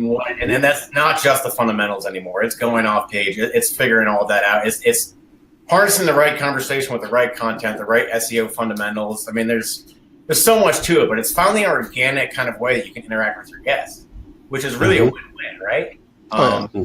There's a lot that you can learn from that, a lot that you can then repurpose onto your website. Make sure that if you're running a sentiment analysis out there, you have the right verbiage that they're looking for on your website. It's gotten rid of a lot of the subjective that you had back in the day, right? You brought up an excellent point that most people don't even know what it is when you talk about sentiment. Sure. Conversation doesn't, when I first started even talking about that, I would get the three-headed look, like, what do they're looking at volume and engagement and interaction. It's like, but what kind are we dealing with? What is the sentiment of the engagement? I'm so glad you brought that up, because that is like a color to the black and white conversation of data that is being missed right now, is that sentiment value. I mean, I'm happy you said that. It's a 3D picture that you can then bring to that data, right? And it's hard to figure out. There's still ways that we're trying to figure out, what is positive sentiment versus a negative sentiment. If it's cheap going to be a word that's bad. With a sarcasm. Right? Yeah, sarcasm. It's sarcasm. Yeah, the bots have now picked up on sarcasm. Yeah, I think really love this hotel. Can't tell you how happy I was for the cold shower. Yeah. Oh, that's positive. Yeah, but that's absolutely important. And there's so many ways that you can harness that, and it takes away a lot of the subjective that we've had as digital marketers for years, right? Your guests are out there and they're telling you what they think. So give them what they want, not just what you think. Don't create a solution for a problem you think they might have. You know what their problems are. Find a solution for it. So it's two birds with one stone. You understand the true guest experience because you want to, but now also because you have to, because it's going to send the right signals to the search engines as well. If they're almost picking up on the fact that you do have the understanding and the right kind of engagement. Yeah, I'll have to give kudos to Ed. He changed the methodology for me that goes towards the sentiment conversation, where the post-day survey, I was always a traditionalist with it and saying, okay, now that the person's left, let's ask what their experience was like. And of course, that came up a conversation on the show, I don't know, a couple of years back. And Ed says, that's the worst thing you can do. And I disagreed with him, and we went back and forth. And he ended up being very right about this, that don't say that. He might hear this. Okay, I was right. He was wrong. He was the one I was thinking traditional. I was the one saying no, never do this. But anyway, so the idea of that the last official engagement with your guest is asking for them to somehow kindle a negative context so that you can improve your business by saying, what can we do to improve, or what was wrong, or whatever, and instead nix that whole thing and try to engage them while they're with you, so that there's a recovery value to it. That if you can find out how their sentiment is while they're with you, about their experience with you, that you can react to rather than forensically go back to, then you can hopefully change their negativity, if there is one, into a positive while you still have the opportunity. So to nix the post-stay survey from that context, keep it as an in-house survey, and then the post is exactly what Flip2 does. Share your experience with people, share what you're doing with people, and that's going to invoke the positive about it, because nobody wants to say, unless it was really, really bad, that there was a really bad choice that they made by going and staying with you, that they really want to show what I say, there's two travel trips you have, the one that you actually had and the one you tell people about. And unless it was such a horror story, you're usually trying to amp it up, that you don't talk about the taxi that smelled like, cheese and was sweaty because the air conditioner wasn't running. You don't mention that in the story unless it adds to the grand post. I will definitely concur with that. Yeah. Yeah. So, to that end, that sentiment is such a critical aspect that if you can key in on that as soon as possible and engage with it in a way that you can work with the guests, then it really keeps that engagement for the lifetime value very high. So, yeah. Now, you do realize that since Ed ducked this show, that you have to come back, because we need reinforcements to berate him on whatever he's doing, because when Ed comes on the show, it's basically Ed's right and we have to prove him wrong. Oh, game on! All right.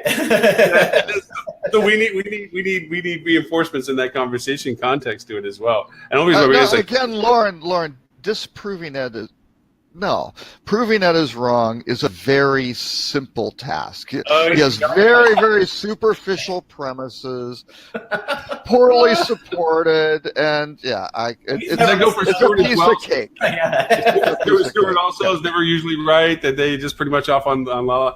Actually, Stuart, their podcast is found. Did you guys ever think about doing podcasts or like the show or something like this? Because you guys are doing it right. From everything we're talking about, you guys have the perspective, you have the engagement. I mean, you have invaluable things to talk about in good ways. Well, we appreciate that feedback. That's great. And absolutely. It's definitely been a conversation over here. We actually just expanded our office, and the hopes are at some point this year to get a little bit more into the AV or the podcast type of world. But somebody's got to knock Stuart off his pedestal. But you have to have your own differentiator, though. You've got the brick wall. You can do it as like stand-up comedy, like improv or something like that. Absolutely. You can really just do it. Yeah. I am game for that. Absolutely. Spotlight is all we need. Yeah. A hotel revenue manager, a director of sales and marketing, and an agency walk into a bar. Yes. I don't get no respect. No respect. But because we pick on Stuart now, because he has one, if not one of the best podcasts for hospitality. Yeah. Does a phenomenal job with it. I slowed my podcast down, because the live show is more of a time consumption than doing the podcast. So I do an intermittent podcast, but his is much more structured. They go from point to point to point, and he's doing a great job. And from really, I mean, I can see why Ed wanted us to be able to have you on the shows, because what you're saying and how you're doing it is the right way in our sense, and we were very sympathetic to what you're doing, because it is listening to the client. It is tailoring the services to the client's needs. It is identifying and working with them rather than shoving and selling. So kudos to that. And that's advocate when you need to, right? It's not just feeding the best ROAS at the end of the month. It looks pretty. It's saying this is not working, or we need to change the conversation here from what it's been in the past. It's Yep. Yeah. Very much to that end. I only wanted to bring this up is that we've been keeping you dialogued about your stuff for an hour and a half. 90 minutes. Yeah. Just under 90 minutes. So basically, when we said, "Hey, can you be on the show for at least a half hour?" We lied. Yeah. I knew it would open up a bunch of rabbit holes, and it worked out perfect. Well, and you notice they tag teamed it. So, yeah, he originally dropped off going, I can't take any more of this. Here, you got to tag in. Yeah, you're it. Go in. No, I made the offer that they could bring reinforcements if they wanted to. And again, sincerely, we would love it. You have a standing invite anytime you would like to join the show.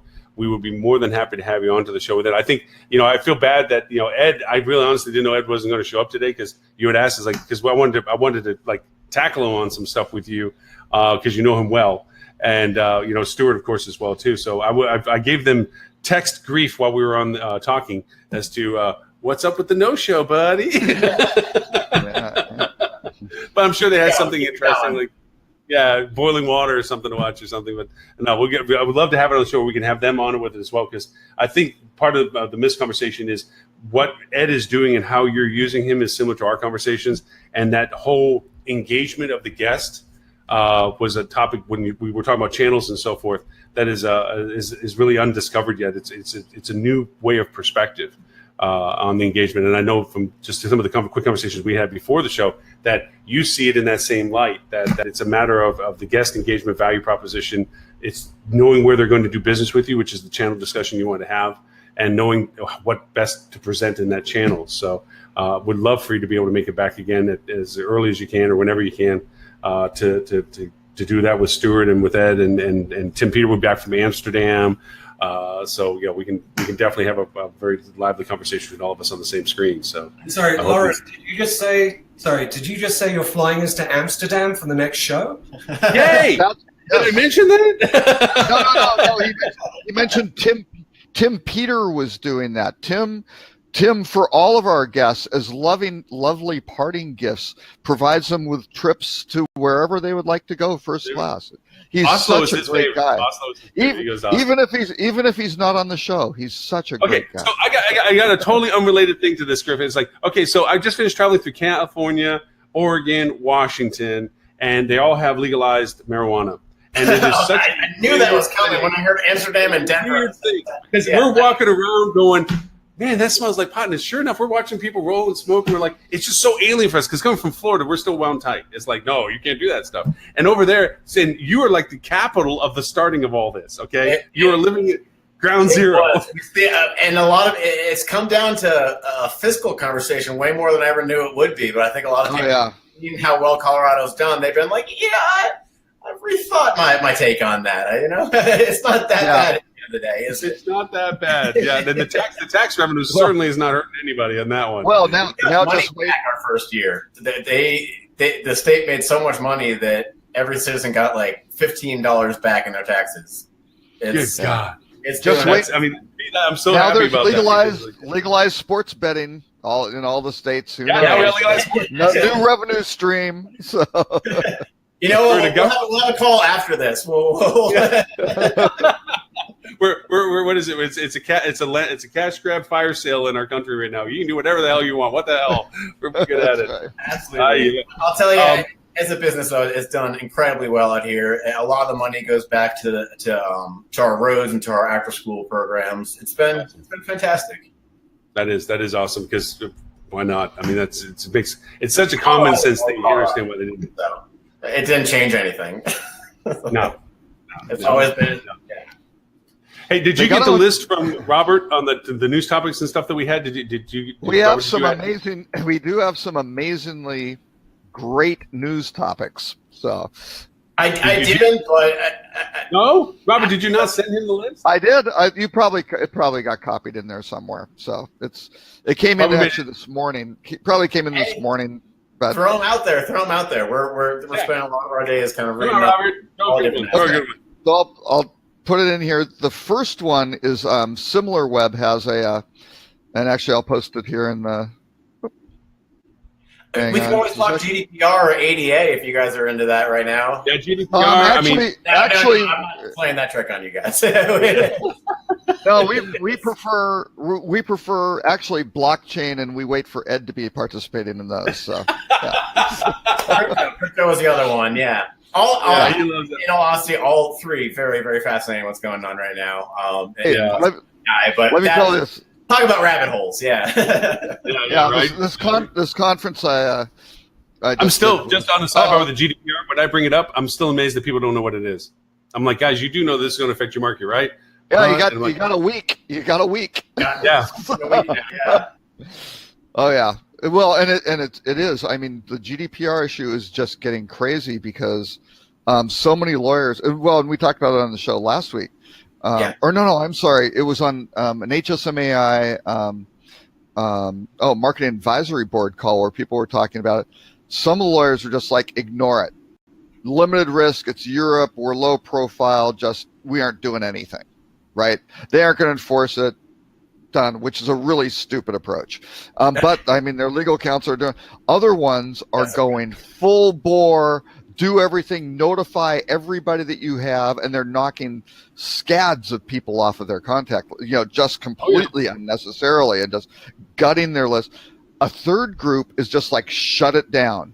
Just don't do it. We don't know about, and it's like, oh my God, between the three of them, there's a lot of crazy friction in the area. But the SimilarWeb did their little annual workup of travel website stats, and boy, it is fascinating. Airbnb. This is, and actually, there's a little summary that T-News did as well. But boy, over last year, Airbnb managed to pass Booking.com in traffic, ending the year with 5% more visits to the site. So Airbnb had 5% more traffic than Booking.com. Last year, they were 6% lower, which is just like, holy crap. But these SimilarWeb stats, when they start breaking these things out, I mean, it's amazing to drill down because they have certainly the traffic volumes, the shares, and they have conversion rate. And I haven't been able to drill into conversion rate, as well as the attribution of what's coming direct, what's referral, things like that.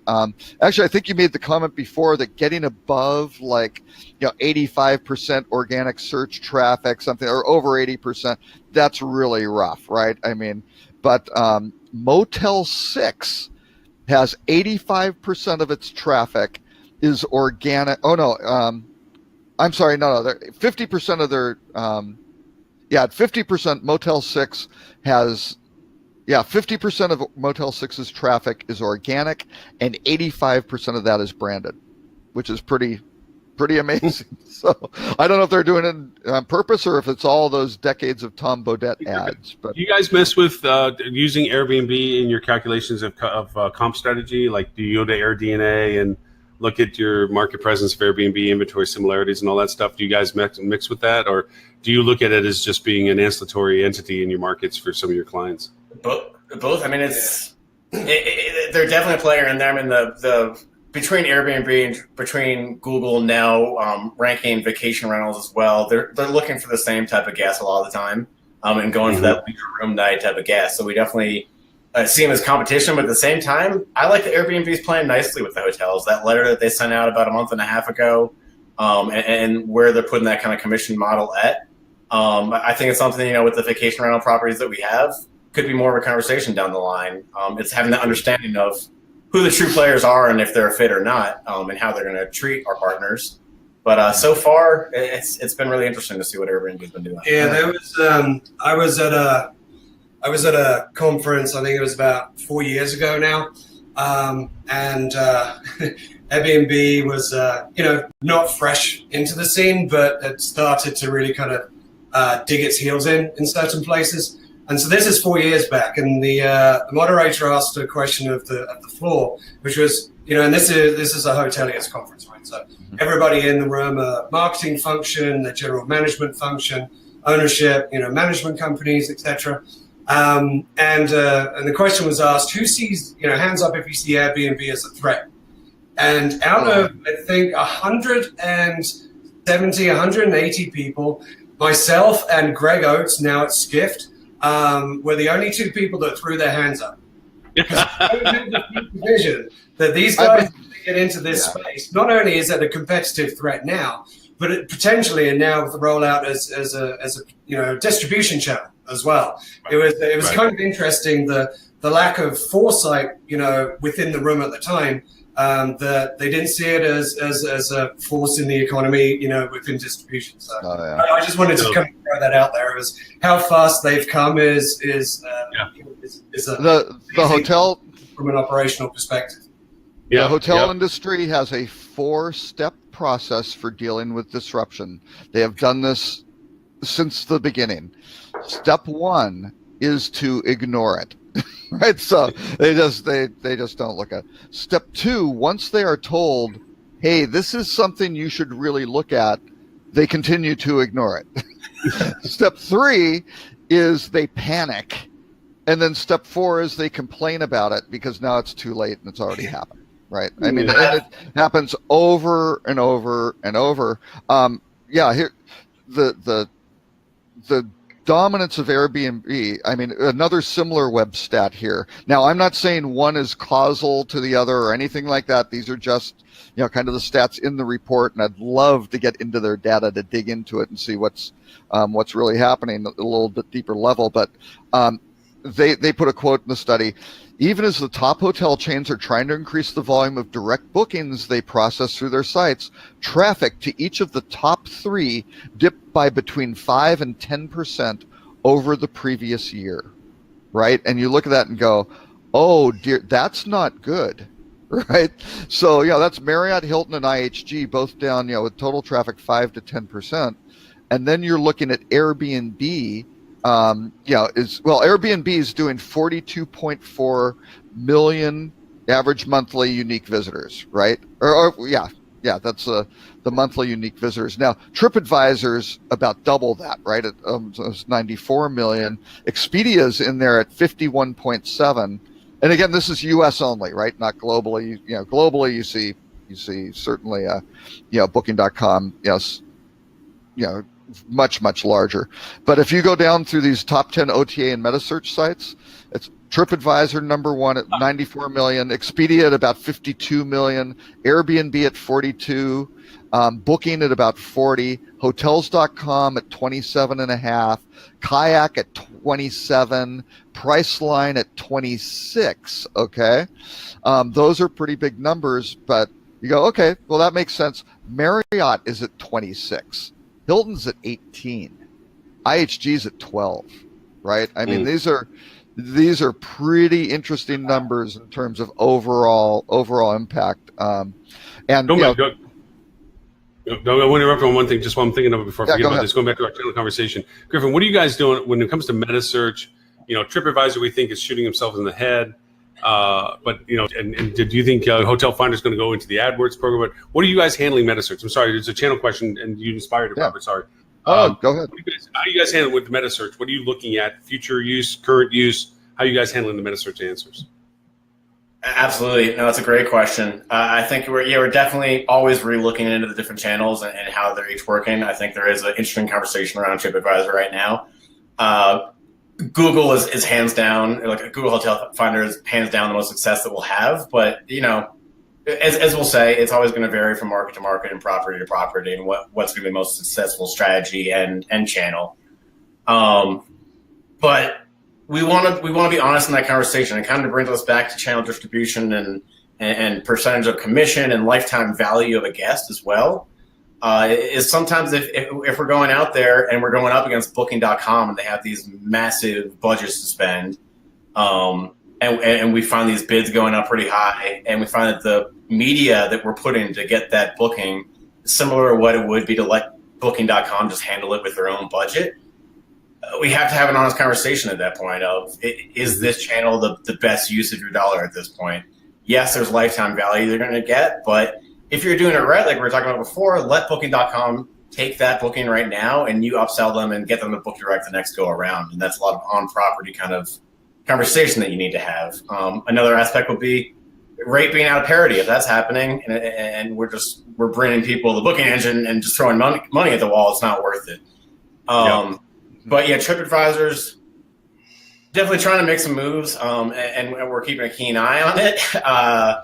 Right now, though, I mean, Booking.com is owning metasearch and that channel, and across the board. But I do have to reiterate, it definitely varies from market to market. Well, and the reason, I mean, Booking.com's deal with TripAdvisor was very aggressive, and they were in their first. And my understanding is, they aren't paying nearly the amount that most anybody else is. But again, they brought in, what was it? 250,000 properties that TripAdvisor had no opportunity to put into their instant booking product, right? So yeah, they've done it. But even if you look at the hotels, I mean, it's fascinating, and I highly recommend taking a look at this SimilarWeb study. They're doing referrals from TripAdvisor just into Marriott, Hilton, and IHG, right? They're comparing TripAdvisor to Kayak, and for some reason, IHG is getting almost 35% of the traffic out of TripAdvisor, right? At least in terms of a share of what's going to those three. Out of Kayak, they're getting 2%. And the big difference, Marriott is doing 55% from TripAdvisor, 48% from Kayak. So, Marriott's dominating in both of them, getting huge shares of it. But Hilton, out of TripAdvisor, is only getting about less than 10% of what's going to those three companies, where they're getting almost half of what they're doing out of Kayak. So really interesting in terms of, I'm not sure if these are intentional strategies or this is just kind of happening. Really, really crazy stuff that you would not think would. I got asked at the presentation in Vancouver I was doing. They said, "So what do you think TripAdvisor is doing? Do you think somebody's going to buy TripAdvisor? And if so, how soon?" I said, "It's going to get bought in 12 to 18 months. It just can't be what they're doing." Is not a monetization model in some capacity. Up until this past week, and I didn't throw it into the news things, but their share price is up because they came out with some new forecasts. They doubled their tours and activities forecast, and Wall Street blew them a kiss. So that's going to fall flat, just like they did last summer when they rolled out their whole. I mean, they have this little surge thing, and then it doesn't complete, or they give inaccurate numbers, and the thing falls to like a lead balloon. So we'll see. They short up the carnage for a while on their share price. Now they have to produce. If they do start producing, and again, they own some interesting product. Viator and stuff. They got a lot of content, but who knows? Yeah, we'll have to see if they can. Same thing. Yeah, can they monetize those visitors, because they've got a lot of them. That is what the street's looking at, and if they keep showing promise and boosting it up, I don't think they're going to get bought. But if they can't, that's the street will demand it. Yeah. Do you guys mess with APIs and pulling data from sources and so forth to do some forecast or modeling or anything like that? Do you guys mess with any of that? Absolutely. Pull data off of. Tom, do you want to on this aspect on the APIs? Sure, yeah. Come around. Sorry. Multitasking. It is. No, I was just asking about APIs and usability. Were you guys messing with the APIs and pulling stuff like, hackathon stuff and things like that, or what? Yeah, I mean, wherever we need to go into, and wherever we think that, a data source in that type of format and, real time kind of stream is useful, etc. We'll put our hands to whatever we think is relevant for a project or whatever the marketing objectives are. So yeah, I mean it's case by case, but yeah, we absolutely get into that world.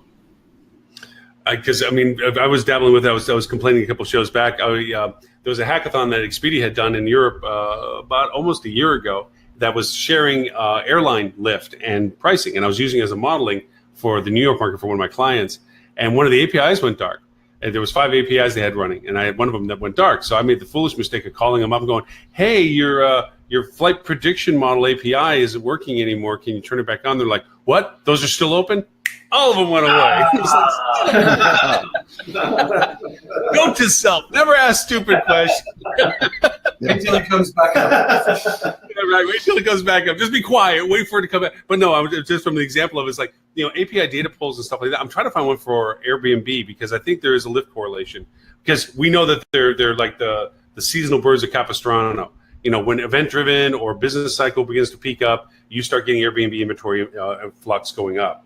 And there's a lead time to that. I mean, I'm tapped into the community stuff and things like this, but I think there's a ability to pull data out of there that can give you some of that forecast capabilities of when you start seeing trend on that, correlate that to what you have as historicals and see if there's, an early jump. I mean, with that airline data that I'm talking about, our comp set was laughing at us because we did rack way ahead of everybody else and held our ground and didn't dump rate in peak book window, and they were going to bottom, dropping the rates and so we kept it rack.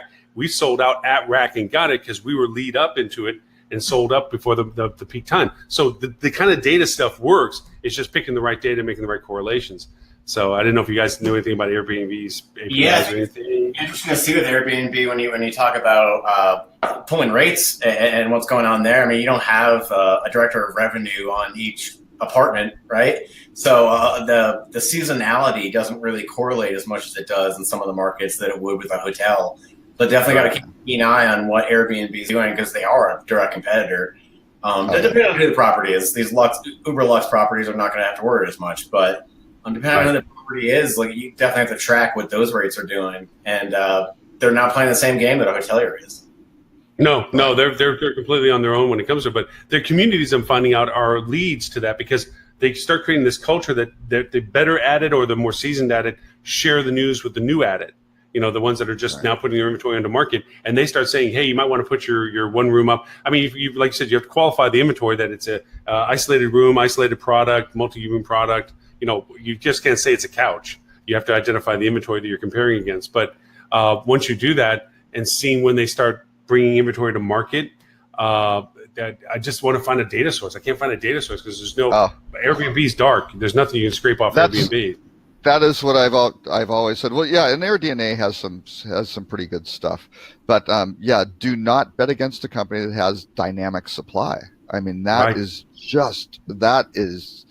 a rough situation.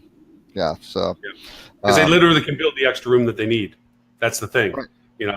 Where hotels. Yeah, if you find that API that can pull all those rates and let us know. But at this point, it's manual, old school, like how directors of revenue would go and count the cars at a comp's parking lot. Just kind of going around and trying to get AirDNA has a lot of that stuff, and I know certainly the Duettos and the Ideas and the Logic guys are they're pulling in all sorts of feeds, and I think in many cases they're still testing what works best to really kind of get in, and because it is a tricky situation of if it was static supply, then you could start going, okay, here's how these things are, but again, individual units are different and the locations and the size, it's rough. So hey, before we lose track of the rut row, we want to throw a rut row in, which is the one that Robert always finds that is one of those head slapping what happened this week kind of stuff. What was the rut row this week, Mr. Robert? You want to do the rut row? Well, this one, it actually wasn't from this week, but it was one that my closing panel at this conference was actually the rock stars of the future. So one of the things that I'm obliged to do under contract for this show is to mention the Cornell School of Hotel Administration. It is a bingo card number. Yes, it is a bingo card number. Certainly is. You have to mention your history with Four Seasons as well in that process, but we'll just. See, that's okay because I use Four Seasons as examples in this section at the conference, so I'm actually technically off the hook for but what these guys did, McKinsey went out. And this was published actually last November, but my section was we had 4 relatively recent grads from Cornell, and it was basically attracting and retaining top talent, right, is really obviously a very, very critical thing. And actually it was very interesting because since I was a graduate from school, we went through all of this, and through pure luck, the composition of them, these guys who were all born between 1987 and 1993, right? So they've been out of school for 3 to 8 years, sort of thing. These guys all went into the school as undergrads. They graduated with undergraduate degrees.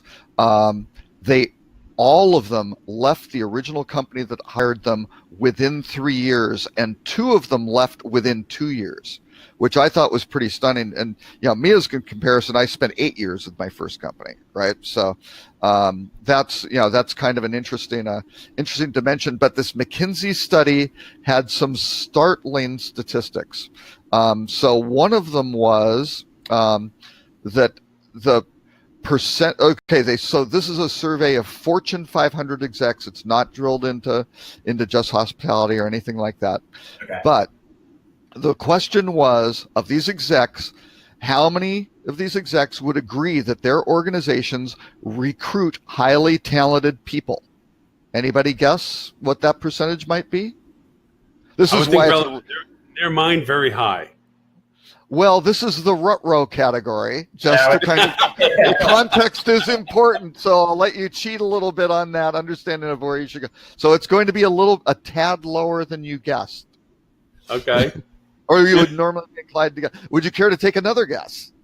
No, I'm going to sit off on the sideline on that one because I think it's going to go in a bad way if I keep going that direction. 18%. That means 82% of Fortune. I wouldn't even come close to Price is Right there. Yeah. Oh yeah, Wow. 82%. That means 82% of Fortune 500 execs don't believe their companies are recruiting highly talented people. This is not good. Wow. Okay, but they asked additional questions along that line. So let's keep it at the small number as opposed to the big number. Yeah. Okay, so the percentage of execs who agreed that they know who their high and low performers are. This is within their own company. 14%. That's not good. What? The percentage of 29 people. It's way better at that point. and this is a good sample size of these guys too. And this is McKinsey. This isn't just we ran a Google forms survey. or a Google survey on LinkedIn or something like that. No, this is what percentage agree that they are retaining high performers? 7%. My shot. Well, it gets worse. You'll notice a trend. We started at 18 as a high end. We're working down. The percentage that believe they are developing people quickly and effectively, 3%. And because we were all so honest. Right. Worst of all, who would agree that they are quickly removing low quality performers? Now, this may be good news for the people who are the real laggards and not doing well in their company. 3%. And you just look at those numbers and go, oh, dear God. Now, why is this important? Well, number one is there's going to be a talent shortage coming in 2020. And this is just in Europe and the US. There's going to be a shortfall of 16 to 18 million. Oh, actually, hang on. I want to make sure that I've got this right. Is this high performers? Just so you know, Robert is always the accurate one when it comes to this, so we'll get the whole byline where the sourcing is before we. So, okay, no. This is of high skilled workers, and in a second I'll tell you why high skilled workers are important. There's going to be a shortfall, 16 to 18 million high skilled workers by 2020, and that's just in Europe and the US, right? That's not globally. You have it also in China, India are getting hit too, but that's okay. So these guys are going to be scarce. The high skilled workers are scarce, and these companies aren't good at even figuring out how they're attracting the good ones, right? Which that's bad. Now, why is this important? They did a great little analysis of the relationship between high performers and average performers versus the complexity of the job. So if you have a low complexity job, like for example, running this podcast, or something like my that. Perfect skill set. but we consider Lauren a high performer. So Lauren is going to do 50% better than your average performer. If I was running this, I would be your average performer. Lauren is doing 50% better than I could, right? So that's good. There you go. Yeah. I'm feeling better. There we go. Okay. So that's good. But if it's medium complexity, the high performer does 85% better. If it's a high complexity, they do 125% better, right? They're doing more than twice as good. But the point I made at this Onyx conference, because again, you start getting the payment processing, digital marketing, revenue management, this gets, I would argue, into very high complexity, right? I think everyone would agree that running a good digital agency, this is a pretty complex thing. You need some smart people. High performers perform 8 times better than average performers in a very highly complex environment. Wow. So obviously, okay, if that's the case, you've got to get these high performers. Hey, they're scarce, and most companies are really bad at either identifying them and hiring them, and even worse at retaining them. So that's the rut-row for this week. You guys crap. Those bots. yeah, right. Yeah. Maybe AI will say this. Hey, but I have to say, in Denver, I've noticed. Well, and I would argue with the bots. The bots are going to start hitting the low complexity, medium complexity, high, and the very high complexity. You're going to need the people going, hey, here's how the bots. Let's refine these algorithms, right? Yeah, absolutely. But to get you guys, Griffin, you've been in Denver. I have noticed a shift before. I mean, obviously, LA, that market, Silicon Valley, whatever, that's always been the mainstay. But Dallas is really hubbed out. Austin's really hubbed out. But Denver, man, you guys are coming up when it comes to tech and talent and market. I'm seeing and hearing more and more about Denver-based, Denver travel. And then there's a lot of people that are working for these other agencies in, for instance, LA, very expensive to acquire and retain. Silicon Valley, very expensive to acquire and retain. Austin has become that same way. It's very expensive to acquire and retain. Dallas has been a hotbed because it was more affordable to acquire and attain, but it's beginning to reach a point too. And now Denver, a lot of people that were working for Dallas offices that I'm aware of were Denver-based because it was an affordable resource pool, and you didn't have anything in market for them to work at. So they were a remote office connectivity. But now you guys are building up in Denver where there's a lot of shops in Denver now. And so there's a local resource to pull it into. I mean, now you guys are going to be facing the same issues of, retainability, affordability. It's a wicked, vicious circle on that sense because you got to pay, to really get them in space and then get that talent that you're talking about for what Robert's referring to in the success. I mean, your guys' market's getting pretty heavy competitive, I imagine. Oh yeah. Well, and even 5, 6, 8 years ago, I can't remember when Techstars really started up. Pretty big. It was right around then. Yeah. So that incubator is really, I really attribute a lot of Denver success to them really kind of kicking the Foundry Group. There's a lot of good VC movement out here in incubators. So unabashedly, a lot. Unabashedly, what makes it big? What keeps your retention? I mean, other than free breakfasts and wonderful outings and so forth, what is the reward factor for your team that is? I mean, obviously, I think this just from the conversation we've had, the feeling of goodwill and success for having a great relationship with clients is always an affirmation rather than the duck and dodge of bad client experience. But what else do you guys do to keep your people? It's a great question. We did hit on that earlier about having the right type of client that you're not going to burn someone out. And that's definitely a very important aspect of every new property that we speak with. It is dynamic just as much as it is fit in other ways. But when it comes down to keeping people around long-term, it's culture. And it's not just a buzzword. It's not just having a ping pong table. I worked in enough startups where it was, you have unlimited vacation, but do you really want to take it? Right? You want to be the guy that's always playing pool on the pool table rather than working? Take that vacation. You're never taking that. But it's a great selling point for recruiters. Say we have a ping pong table, but do you really think you should be using that right now? So here it is. It's setting that up, and I can attribute this to Tom and Becky, who run the company, that they put that culture out there and make sure that it actually sticks. I know my first year here, just from my own experience, I've been in a bike accident, so I was at the doctor all the time. And Tom and Becky sat me down at the first year and said, "Hey, we're looking at your vacation time. It was all spent on doctor visits. That's not vacation. And I was like, yeah, I know, but it happens, whatever, ready to move on. They go, no, we take this time, we budget this time so that people don't burn out, that they're here for a long term. So we're going to request that you take a few days off and just go somewhere and relax. That's very cool.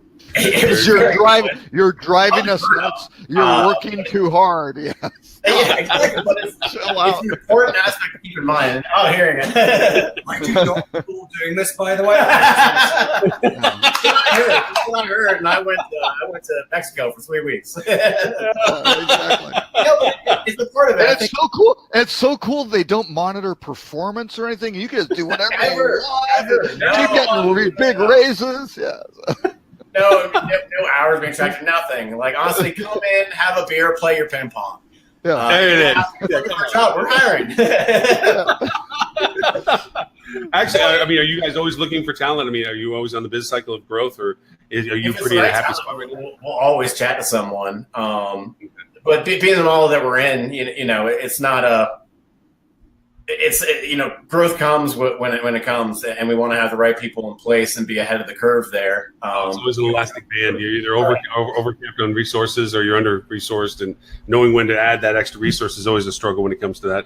The reason why I'm asking, I'm being asked to be keynote over at the AHOA's youth conference at the end of High Tech, and they wanted it to be focused on what is leadership and technology do together in hospitality? Because hospitality, what's been made a point by Robert over and over, we do this denial. We have this slow adaptability. We're not known for our front edge approach to things. We're usually the last to be dragged to the well most of the time when it comes to progressiveness.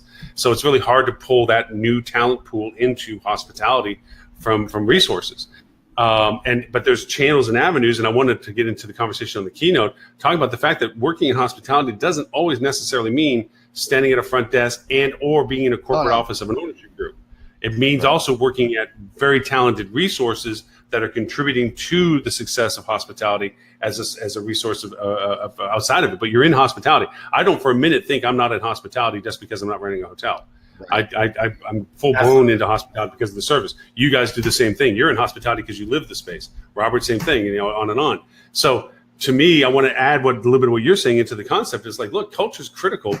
The right client relationship is critical for people to want to be more than just a paycheck and a place to go. I mean, the fact that so that's what I was asking originally, is like for that. Plus also unabashedly, so for people watching the show, that if they're looking to live in Denver, be able to smoke pot at free will, play ping pong, drink beer, and have extended vacations. Oh man! That there is a place to go. I believe that's part of the screening process. They come in, they have the candidate get really high, and then see if they can play ping pong. And if they can, that is the kind of high performer. Literally a high performer. No, they're looking literally for high performers. That's right. That's a high performer. That's it. Literally, high performer. Taking that literal. So, anyway, is he making faces off screen? Is Tom making faces off screen? He's like, no, don't say that. Tom is like, why did we agree to do this? The rest of the Never again. Yeah. No, but hey, I just being in a market like this, like Denver, that is growing at such a rate, and you have to be competitive with your perks. Even if you have them or not, when people get in the office, like I realize with a lot, culture, eat strategy for breakfast type of thing is just the saying. And a lot of times it's just a saying. So retaining of that talent is the next step, but bringing them in the door in the first place is really hard because what's the value prop that you have as the hotelier? You don't have the insurance that's fully paid for. It doesn't fit into the strategy there. It's opportunity for career growth. I think there's a lot of things that there are a lot of good value propositions of working in the hospitality space, but it's really competitive to have that be as attractive as a ping pong table, as silly as that is to say. No, it's true. No, it's true. I mean, from a staff point of view, they want to be proud of the fact that one of their clients is that hotel right over there, that really nice place over there, or that's because it is a brag right. I mean, in a peer world, when they're out with their friends and so forth, they want to feel that they are in their own way happy with what they're doing, and that's a reflection with their friends and peers that they can say, I enjoy what I do, I enjoy where I'm doing it and who I'm doing it for, not oh, you wouldn't believe the shit, this and that, and I got to do this, and we have these crappy ass clients that we're not doing. That's a self-destruct. I mean, they're literally on a self-destruct at that point. So yeah, the fact that you guys have that culture, that it's not ping pong table based and free, how many free breakfasts can I get, but rather are you doing what you do and enjoy what you're doing. So very cool for you guys. We still have those perks. Like I said, to get your foot in the door with the right type of candidate, you have you have to have it, but that's not going to make culture. Sure. So it's really tough for the hoteliers though to compete with that type of perk that you're going up against. Hopefully the good side of it is that they're finding the right people then. The people that are hungry for that longer term kind of relationship with a company. I love seeing, working with Two Roads. There are numerous people that have been working with them for decades. It's a testament to who they are, but to the type of people that they found too. But it's more of a diamond in this type of market. Do you play with Isaac Gersberg? Do you play with Isaac and Paulo Torchio, Johnson? They're a great crew. Yeah, they are. They're a great crew. They're a lot of fun by keeping that culture. But it's hard to find. It's a needle in a haystack in a market like this. Very much so. Very much so. Well, actually, let me just make a couple points because we were talking about this on that panel that I did. I'm going to try to find the link to the video because it was really good. But these guys were basically saying, actually, when you're hiring hospitality and all these four folks I was interviewing, I mean, they're interviewing people. One guy was with Aimbridge, right? And he's looking for folks to do feasibility work, things like that. Another guy's with Hilton. He's got a team of 46 revenue managers who works for him. He's looking for staff. Another guy had already done his own startup for revenue management, software company. They're all looking, but all of them are looking for people who have hospitality orientation and experience, operations experience, where they've worked in properties before. That it's so valuable to understand, again, the context and the relevancy of what these things, what has to happen at the property to have it go on, as opposed to somebody who's completely blind to it and just, they want to come in, they want to get a paycheck, they don't care or whatever, and they want to go, they aren't really invested in it. That was a surprising kind of huge issue that all of these guys kind of chorused on. Oh no, that's a major factor. One last thing out of the McKinsey report, which I thought was interesting, was they asked the percentage of employees who are satisfied when their companies deliver X. Great rewards. So wages, benefits, perks, all the stuff we're talking about there. 76% of the people are satisfied if you've just got a great package there of things like that. Good stuff. 81% though are satisfied when their companies deliver a great job, right? It's interesting. They've got growth opportunities, advancement. They're making an impact. It's meaningful. So that's more important overall. They're more satisfied than just getting the rewards. 81% also are satisfied when they're working for a great company, right? It's got a great reputation, values, the culture. They're delivering results, but they're also contributing to society, right? So they want to work for a really good company so they can be proud of, telling their friends where they work. But number one on the list, these are the top four.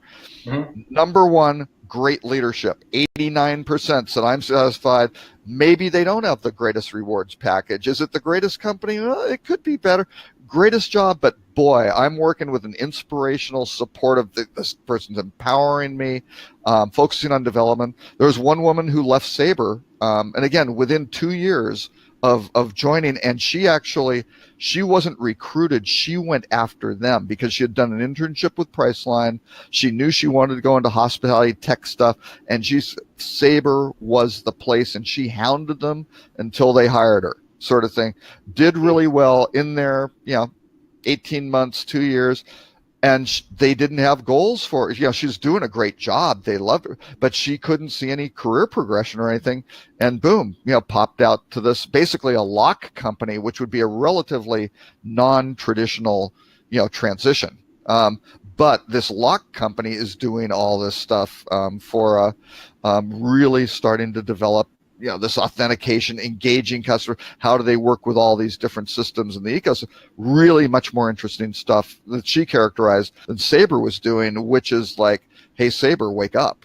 You can't lose these high perform. And she is a high performer. She has been out of school like 2 years. Anybody that has to work with large companies like Sabre, do you sometimes realize the machine is long to go eating up the talent, and it's really more process than it is personality at this point, because there's always frustration levels of job segmentation and so forth. But I just want to be mindful that we are literally 2 hours and 10 minutes into our conversation, and it has been awesome to think that we dragged you through that entire time without you like figuring you had to duck it. I think the tag team kind of helped. I do love the fact that your statement on the wall behind you, for the part that I can read, I already know what the whole thing of it is about how to handle the world. Like you can't eat it. Oh man, yeah, that's right. Yeah.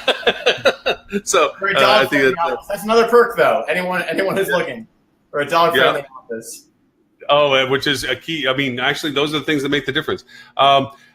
Before we went off all this, is like, so Griffin, first off, thank you so very much for being able to take the time, as well as Tom, and be on the show. I apologize that I apologize for Ed and Stuart. We ran out of time, that we couldn't bring them on the show as much as they wanted to be. We just refused to let them join. No, we have to have you come back when we can gather more of the team together, because I think we touched on some of these things like retention, acquisition of staff. I know that they have insights to it as well, and plus also the channel conversations, guest engagement. There's just a whole mess of stuff that you guys have such a great perspective on that I think you would really enjoy more than just Robert and I's voices with Tim and so forth. But again, Ed at Flip2 is going to say how useless his employees are. They're just, fresh horses, burn them out. Constant. Yeah. Culture is nothing more than what's in yogurt, and you can't bring yogurt because we don't have a refrigerator. All we have is a bench for you to sit on and do your work on a computer. That's all we want you to. Yeah, he's pretty driven. He has a whip. He kind of keeps scan cams on everybody. But looks at screen times, looks at time spent on screen, locks down Facebook so you can't see it. He's that kind of guy. And I am on the record now. I do not approve of his employee chipping program. That is wrong. Yes. You do not. I think that's way invasive privacy. Don't be that guy, please. But that's the only way he can regulate bathroom time. Right now, I think the bathroom doesn't open unless the chip's allowed. So I mean, and it does. I mean, and now that he's figured out the interface with the shock collar, game over. Game over. Yeah. I'm seriously never missing one of these again. So, Griffin, for those who want to know more about Screen Pilot and what you all do, and what website, what's the emails, what do you have on social? How can they reach out to you? Sure, screenpilot.com. If you search at Screen Pilot on any social media channels, you can find us there. Griffin Sandberg, so gsandberg at screenpilot.com. Reach on out. I'd love to talk to anyone. Awesome. Yeah. Mr. Robert, for those who want to know about Rock Cheetah, where can they find you, sir? Hey, before I say, I just posted the link to the full, I think it was 45-minute session, so you can hear what the kids these days are talking about. But if you're looking for me, rockcheetah.com or on social media at Robert K. Cole. Awesome. For archive of this show and all the other shows, show notes, links, and everything else we didn't get to, and the topics that Robert was so generous in putting together that we didn't get to, will be at hospitalitydigitalmarketing.com/live or /145, which is the number of the show. With that, gentlemen, I do want to make sure that we take the chance to say goodbye and thank you very, very much for the time spent. Please, Griffin, anytime you ever want to join the show, you have an open invitation. Anytime you want to come back on as feature, please just let us know when that opportunity comes up, and we'll throw you into the show mix. It's been an absolute pleasure to have you and Tom on the show and to get to know a lot more about Screen Pilot. Sincerely appreciate the time. Absolutely. As we get more into AV this year, I'll remember not to wear a white shirt, but I do like the glow.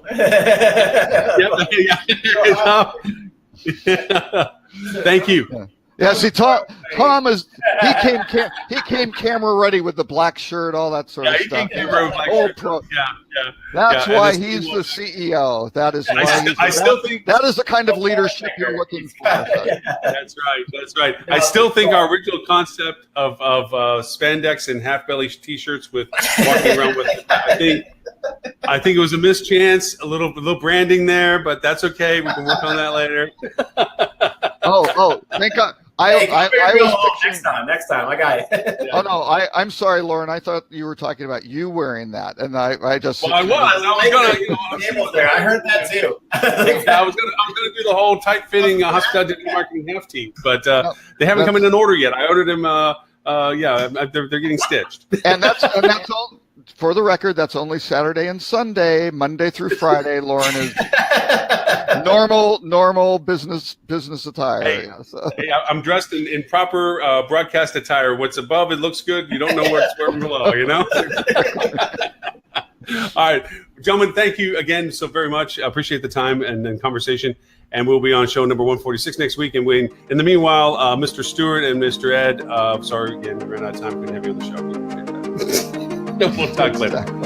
Bye, everyone.